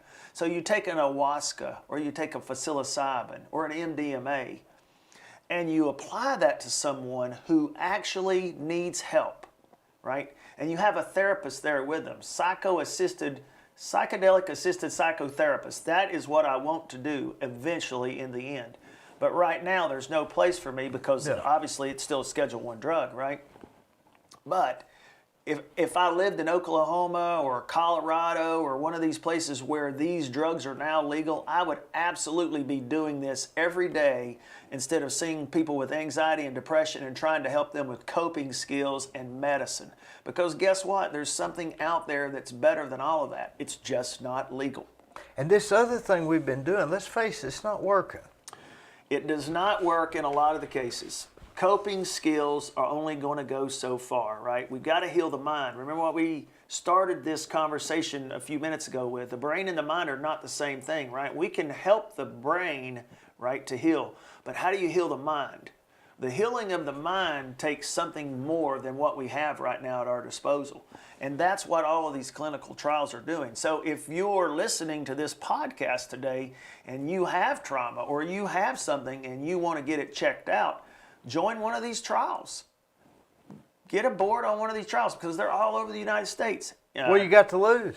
Exactly. What do you have to lose? And I'll tell you right now, they're seeing a lot of success. Now, you can't do the MDMA, the psilocybin, or the ayahuasca, but what you can do is ketamine. So let's talk about ketamine for a minute. Ketamine has a street name of cat, right? And it used to be used for an anesthesia in the hospital, right? Ketamine is being used currently to treat depression, okay? So a lot of people who have depression, and I'm just going to give you statistics from where I am in South Carolina, right? There are 2 clinics in Columbia that have ketamine at their clinics for helping people who have anxiety and depression, okay? If you have anxiety and depression, you typically have to take a pill every day, okay, to keep you, at an even keel. If you go into a clinic that is administering ketamine, you can get it 2 ways. You can get it in a tablet form, or you can get it in a lozenge form, or you can get it intravenously through the vein. if you do ketamine for depression, after that one treatment, you do not have to take any meds for 6 weeks. So it keeps you balanced, I guess? What's it balancing? The mind.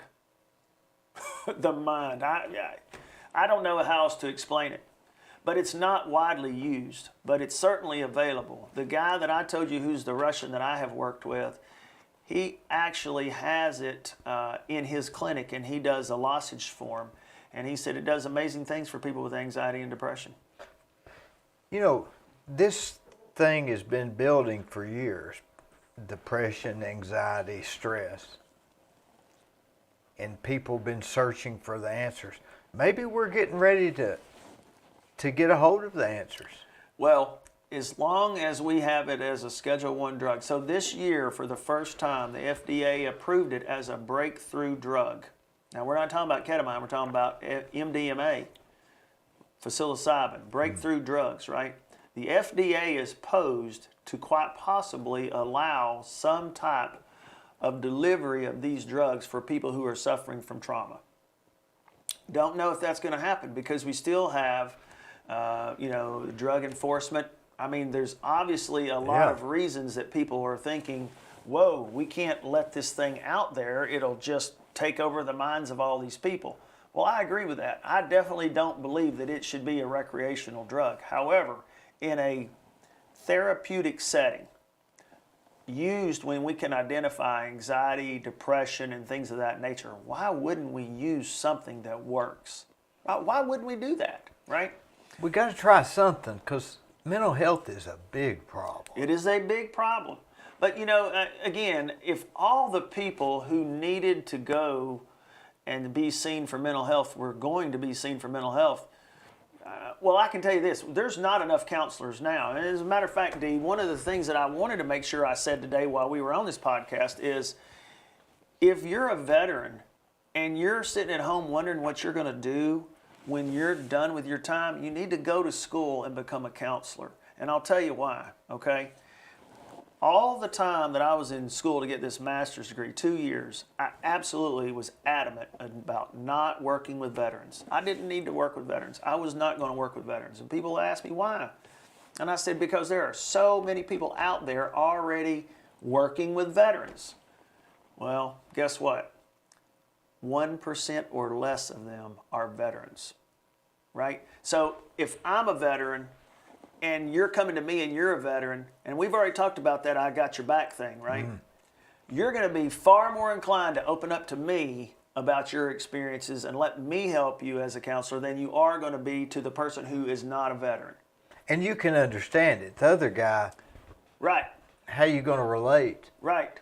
So, I mean, if someone were paying me money, if someone said, I will bankroll you, I would get in my car and I would go from base to base to base to base to all of these people who are getting out of the military. Well, remember we said with 2 days, right? Yeah. Here's your 2-day training, right? And the very first thing that I would talk to them about is reintegration into civilian society. I would talk to them about post-traumatic growth, and I would absolutely talk to them about using their post 9/11 GI Bill to go to college and get a degree and become a counselor for veterans, because we don't have any.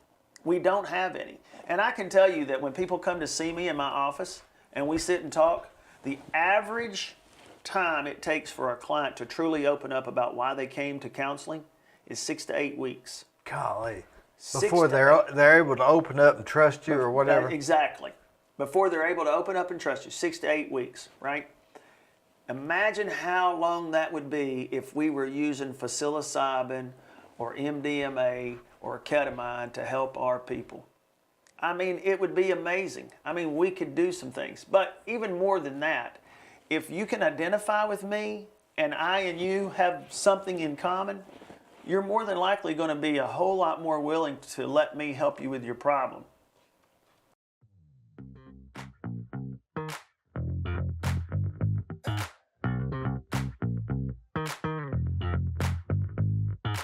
Let me tell you about Capstar Bank. They're located in Nashville, Hendersonville, Gallatin, Athens, Madisonville, Sweetwater, Etowah, and in Cleveland at 950 25th Street and 3855 North Ocoee Street. I've used them. I like them. Give them a try. They're no problem.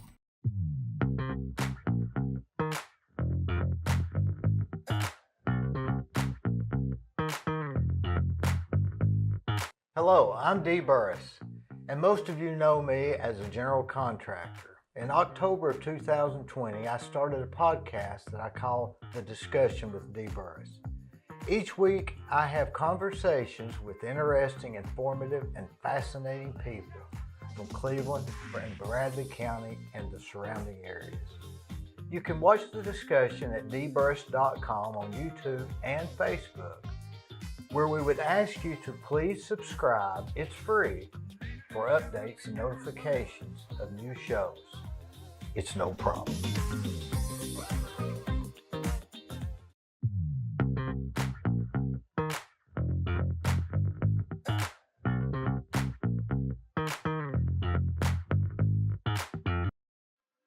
On the Courthouse Square at 30 2nd Street is the law firm of Logan Thompson Law. Since 1965, they have served the legal needs for the good citizens of Cleveland-Bradley County. If you've got a problem, they're no problem. Give them a call.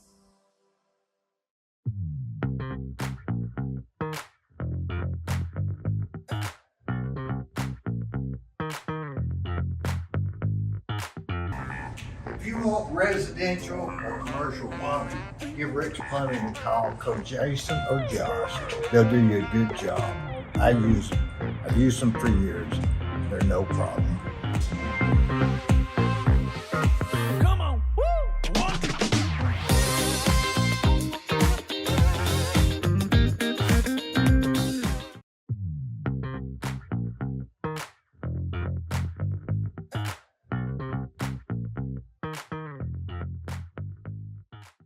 You almost can't help somebody if you've not been in some of it. Right. I mean, you. In other words, if I'm from Russia, it's going to be hard for me to counsel you in your marriage, because you're not. Yes, it is, but I will tell you this: I can't absolutely positively agree with that, because we have so many people out there today who are helping veterans who have never served. Right? They are out there working with veterans, and they are making dramatic changes in veterans' lives, right? And they're not veterans themselves.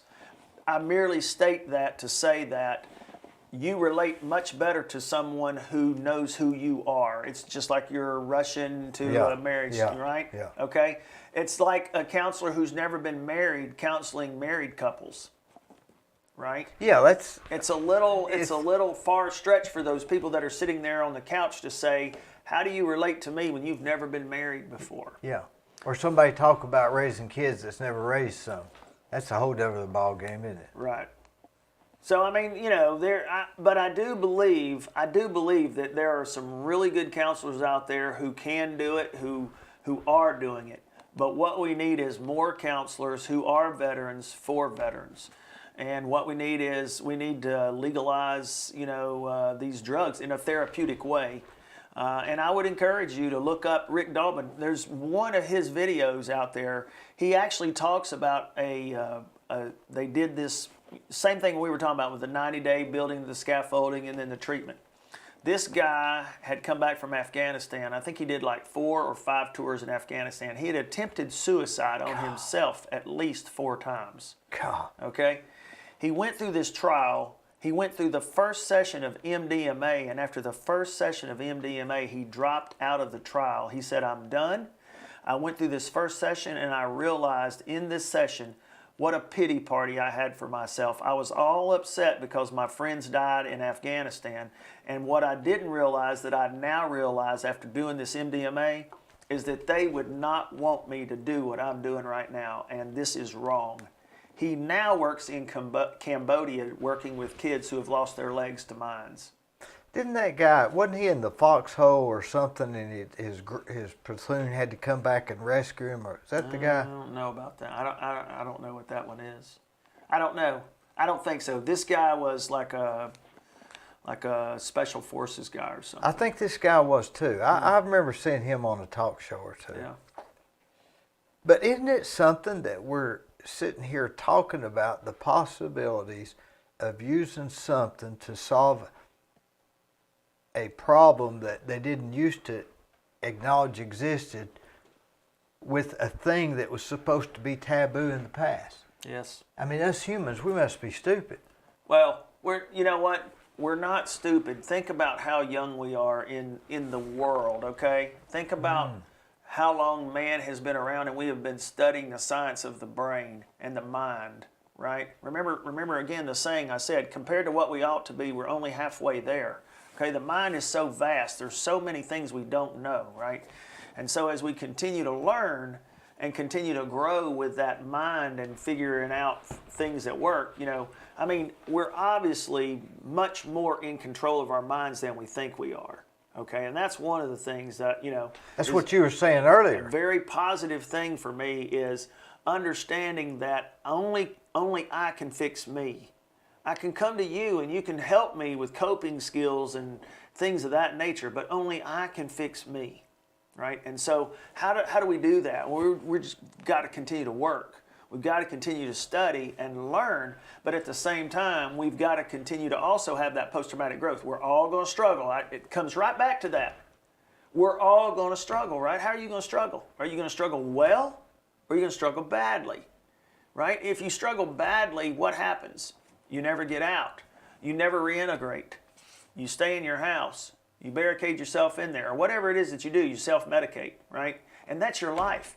And the thing that's so bad about that is if you served in the military for one day, you have earned the pot of gold at the end of the rainbow, because anybody who signs up to join the military says, here's my life, here's my check, it's got my name written on there, you can take my life if you need to because I'm giving it to you.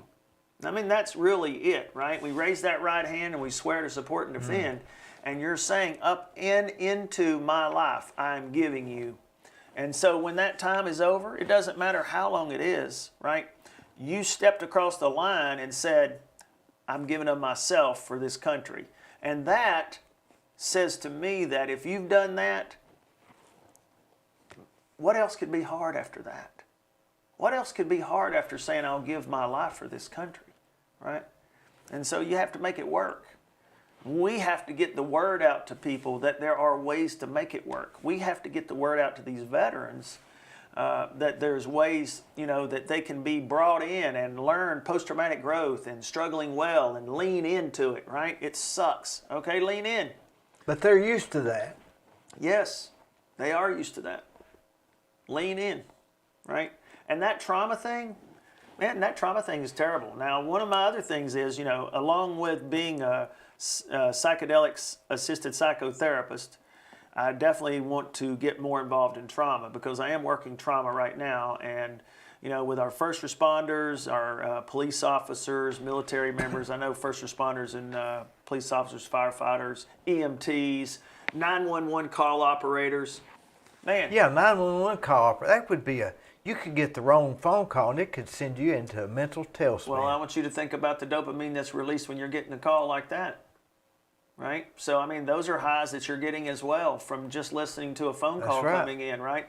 Building up. Somebody screaming, bloody murder. Yep. And then, you get off for the end of the night and you go home, and now you don't want to, now you got a screaming child in your face and you're like, you're going to go home and watch Andy Griffith. Yeah. It's a strange world, isn't it? You know what the biggest nation in the world is? The imagination. There you go. You're right. You're right.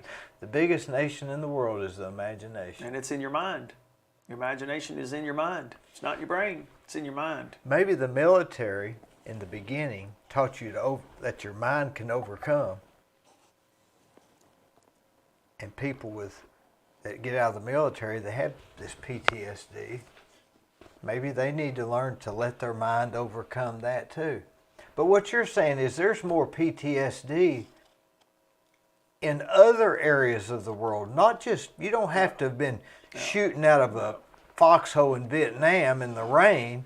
You could have been up at Charleston in that wreck that they had with the fog. There you go. You're sitting in your car at the red light, and suddenly you are violently slammed from the back by someone who did not hit the brakes. That's PTSD right there. You have a trauma, because guess what? Never will you sit in your car again without looking in that rear view mirror Never. or turning around behind you and worrying about somebody hitting you in the back end. As a matter of fact, you might not even be able to get back in the car. 3 weeks ago in Columbia, we had a mall shooting in the mall in Columbia, right there where I live. Imagine how many people will never go back to the mall. Oh, yeah. Never go I back to the almost mall. won't go now just hearing about it. What do you think about the Ukraine war? All of that, from a military standpoint? Well, I'll tell you this. We have service members from the United States fighting in Ukraine. As we speak? As we speak, on their own. They did not go as part of any military action from the U.S. Why do you think they're there? Think about our conversation today. Why do you think Because they're there? they have members there also? No, they're there because they need the adrenaline. They need the rush, right? Now they can go and they can get it again, right? They're over there fighting because guess what? They are much more at home there than they are here. What do they have here? They have their house and alcohol, or they have their house and a bedroom, or they have their house and they're in a The banker wanting them to make their payments. Need to go to work tomorrow. Up there they can just and they're getting paid, and they're probably teaching, Ukrainian forces. What do I think about the war there? I think it's a war against good and evil. I think Vladimir Putin thought he could go in there and easily take over that country, and I think that those people had a resiliency that he was not prepared for. I think that he didn't prepare the Russian people for a fight in Ukraine, and so therefore they're not behind him on the war. I think it's scary for the rest of the world because I think we have to be concerned about how far do we push him before he pushes the red button. When you isolate someone and you trap them and you put them in a corner, that's when they're the most dangerous. If they can be dangerous, that's when they're dangerous, right? Yeah. The Ukrainian people, can you imagine how they're doing? Like me, I just kind of see it on the news. Right. But you're probably real familiar with the smells and sounds. The first 2 weeks of the war, we had more veterans that were talking about Ukraine and more veterans that were triggered by the Ukraine conflict, right? Because this is something that's very personal, right? There's a people that, imagine, you're saying you're watching it on TV, most of the Ukrainian people, there are many people in Ukraine who've never experienced war in their lives, never. And suddenly the next day their country is being bombarded. Even now, today, Russia might not be able to have the gains that they had weeks ago, but they're still pummeling that country. They're still killing people every day. And when you're not used to that, when it's not something that's in your, it's psyche, it's never been something imagine how many of those people are going to need mental health help. And the uncertainty of their future. Yeah. Of their property, their homes. I've got 2 guys that I know that came here from Ukraine, and they're going to meet me next week, and they're displaced from their house, and wow, and it's just horrible. It is bad. It's really bad. Again, like I said, you'd look at Finland, who just said they're going to join NATO, right? And you've got other countries who are now looking to join NATO. And I think what we do with that is we further isolate Russia. And again, Vladimir Putin is a person in my mind who is not willing to be pushed but so far. And so I think for some people we don't think about nuclear war, but I think that the prudent person considers all options. Okay, that means you and I sitting here today need to consider all options, right? Vladimir Putin, were he to push the button, would absolutely set off World War III. I don't think that that's something that he will do. But is it something that he could do? Yes. So what does that mean? That means that you, for 1 minute, Dee, today, should take a moment and say, what would a nuclear war look like for me in Cleveland, Tennessee? Okay? And, you know, for most people, I would guarantee you they haven't said that. No. Okay? But I have. I have. Because, let me say, as a military person, all options have to be considered when there's a war. If they called you tomorrow, would you head that way? If the U.S. military called tomorrow and asked me to go to Ukraine, probably not. Probably not. If the U.S. military mobilized to defend our country because of an aggression, absolutely. You'd say, let me pee first? I would absolutely put back on this uniform. What are those medals for? They give them to you? So, well, the ones at the top are always personal awards. Okay, so all your personal awards are at the top, and then all of the unit awards are at the bottom. These are rifle badges: the expert rifle, sharpshooter pistol, and this is jump wings. I jumped out of a perfectly good airplane 5 times, right? And Marine Corps, just, you know, for most people, we do not have our own jump school. That's an Army school. So early on in my career, someone told me I was going to jump school, and I said, I don't really want to go. And my lieutenant said, I don't really care whether you want to go. You're going anyway. So they sent me to jump school. And the very first time I jumped out of a perfectly good airplane, I saw the ground coming up to meet me, and I pulled my legs up as high as I could and landed on my tail end. And for about the next 4 days, I was black and blue and could hardly walk.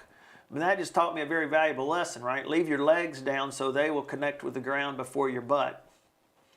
But yeah, 5 jumps, and so I'm. That's. Now I remember on Sergeant Carter. Remember when Sergeant Carter, he had 2 up and 1 down, and Gomer had 1 up and 1 down. What does that mean? So that's just your stripes on your side. These are, you know, each one of them, E1 through E whatever, right? You got more than Sergeant Carter had. I have more than Sergeant Carter has, but Sergeant Carter, so used to in the Marine Corps, once you hit the rank of sergeant, even if you got staff sergeant, gunnery sergeant, master sergeant, first sergeant, they just called you sergeant, right? But the Marine Corps has gone away from that, and the Army has kept with that. So there are some pretty big differences between the Army and the Marine Corps in regards to what we want to be called.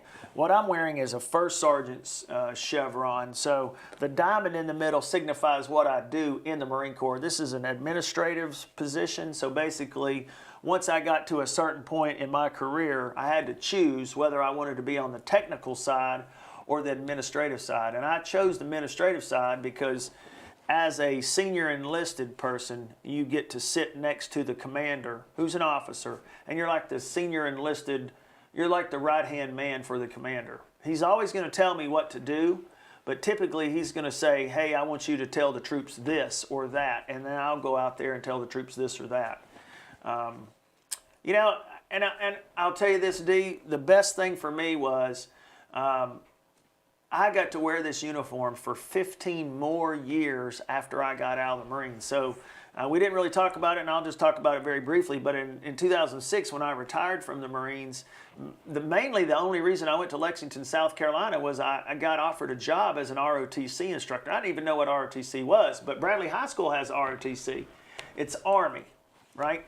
So JROTC, or JROTC, as a lot of people call it, is Junior Reserve Officer Training Corps. And basically, if you have an Army program at your school, then they teach you Army rank, Army jobs, Army all that stuff. If you have a Navy program, it's Navy rank, Navy jobs, all of that stuff. There's only one Coast Guard program in the United States at this time, right? So they've kind of consolidated and done away with some junior ROTC, but I took a job in Lexington, South Carolina as a Navy junior ROTC instructor, but as a Marine. So I very quickly turned that Navy unit into a Marine Corps unit, believe it or not. It stayed a Navy unit, but we didn't do a lot of Navy stuff. We did a lot of Marine Corps stuff. That's what you knew. That's what I knew. But I learned a lot about the Navy in those 15 years, and I met a lot of really good people from the Navy. And the one thing that I can tell you about the Navy is, if those guys are out on a ship, oh man, they are working their butts off 16 hours a day or more. Sometimes, you know, trying to keep the aircraft carrier going or whatever it is that they're doing. Do you think that all branches of military teach you basically the same thing? It's one for all and all for one? I think that all branches of the military teach you to support and defend the United States of America. Do I think they have the same mentality? No, I do not. I think the Marine Corps' mentality is rather extreme. I think the mentality that we have is good in a lot of ways and bad in some ways. I think that the Army is the largest force that we have, okay? And I think because they have so many people, it's a little bit harder for them to teach that extremity that the Marine Corps teaches. The Marine Corps only has 2 basic training places in the United States, one at San Diego and one at Parris Island. That's the only 2, right? The Army has many. The Air Force is a much more stringent. If, you know, I have 2 sisters. Obviously, both of them called me when they were younger and said, I'm thinking about going in the military. Where do you think I should go? One of them I sent to the Navy and the other one I sent to the Air Force. But neither one to the Marines. Neither one to the Marines. I did not want either one of my sisters to be in the Marines. Now, if I were to do it again today, I don't know that I would be any different, because the thing is each branch has a very specific, and you know, the other branch that we haven't even talked about today is the Space Force. We do have the Space Force. That's new, right? It is new, but due they to are Trump. a branch. Do what? Due to Trump, right? Right, but we do have a Space Force, and they do have people in the Space Force of the United States of America now. They have their own flag. And, you know, as a recommendation for people who like computers, who really enjoy that type of internal dialogue, I think that the Space Force is going to be the way to go, because it is going to patrol the spaces. So, you know, when I was the junior ROTC instructor and kids would ask me, you know, where should I go? What should I do? I always felt free to break it down. If you want to be treated the best you're ever going to be treated, you need to go in the Air Force. The Air Force treats their people better than anybody else. They have better facilities for their people. They have more money for their people, right? Followed, I wouldn't say closely, but a distant second would be the Navy. The Navy has a lot of people. They teach you a great work ethic, a lot of good jobs in the Navy, okay? Followed next by either the Army or the Marine Corps, okay? The Army, like I said, is the largest force, and so because they're the largest force, I sometimes think they don't have the amount of time that the Marine Corps has to really work on that small unit leadership model, right? And then you have the Marine Corps. And the Marine Corps, I would not say is the best for taking care of its people in luxury, okay? But just like anything else, if you were to go today into, you know, Cleveland, Tennessee and say, where are all my Marines? You know, when they play the Marines hymn, every Marine is going to stand at attention, ramrod straight, right? I don't know a lot of other branches that do that. So Marines become Marines and never stop being Marines, even after they retire. I see lots of Marines today, right? One of the things that I do in Lexington, South Carolina is we do a birthday cake cutting every year on the birthday. 10 November 1775, the Marine Corps was created in a bar, Tun Tavern, Philadelphia, Pennsylvania, right? We had a cake cutting on that date. Well, now every year that I'm alive, I'm going to have a cake cutting, and I'm going to invite as many Marines as I know to come to that cake cutting, because it's about celebrating our birth. And, you know, last year I had this cake cutting and we had 40 people there. And it was off of the cuff, and I'd had like 4 days to plan it, and bam, I got it together. I could do one here in Cleveland, Tennessee just as easily, and Marines would come out of the woodwork. We're a very brotherhood-related organization, but we don't take care of our own nearly as much as others do. I would say we probably eat our own. My guess is that's getting ready to change over time. It probably will. It probably will. What I have seen the military doing as a whole is we are starting to combine, and you know, we don't have any tanks anymore in the Marine Corps. All the Marine Corps tanks went over to the Army. We gave all our tanks to the Army. And as a matter of fact, we told our Marines that, hey, if you want to remain a tanker, that's great, but you're going to have to do it in the Army. So I don't know how many Marines went over to the Army, but we have started to simplify our forces, do away with infantry battalions, make ourselves a lot lighter. So I don't know what the future is going to be. I will tell you this, I'm glad that I have done my time. You know, I combined 23 years in the Marines. What's your rank? What are you called? I'm a first sergeant. First sergeant. Yep. But I'm not anymore, Dee. But that's I'm what David. Yeah. I know, but I mean, it's really hard, you know. When I got out of the Marines in 2006, I said, I don't ever want to be called First Sergeant again. I want to be called David, right? Well, then I became a junior ROTC instructor. You have to maintain the standards, wear the uniform. You have to do everything that you were doing while you were on active duty, only you're not on active duty. Alone and unafraid out here in the civilian society. I could have walked through Walmart 2 years ago and somebody would have been like, David, hey, David, and I would have never turned around. But if you said, First Sergeant, I'd immediately turn around and look at them because that's what I learned. Now, you know, in my 15 years at White Knoll High School, 47 of my students are Marines. Well, that's a lot, isn't it? 47, yeah. Now, some of the other branches, certainly. I mean, I've never been afraid to tell somebody to go where you think you should best go. But I still have a good amount that are in the Marines today. Yeah. What's that stoic look when a person has their hat on and they're just looking straight ahead? And what's that saying? Well, so first off, a Marine will never take a picture and smile. Marines don't smile in pictures, right? It's that stern look, right? What's that look mean? We mean business. We mean business. I mean, that's just the bottom line. Give me your most stern Marine look. My most stern Marine look would more than likely be without these glasses. Glenn. You mean business. You want me to yell across the table again? Yeah. David, I love you, man. Oh, it was a pleasure, Dee. Thank you so much, brother.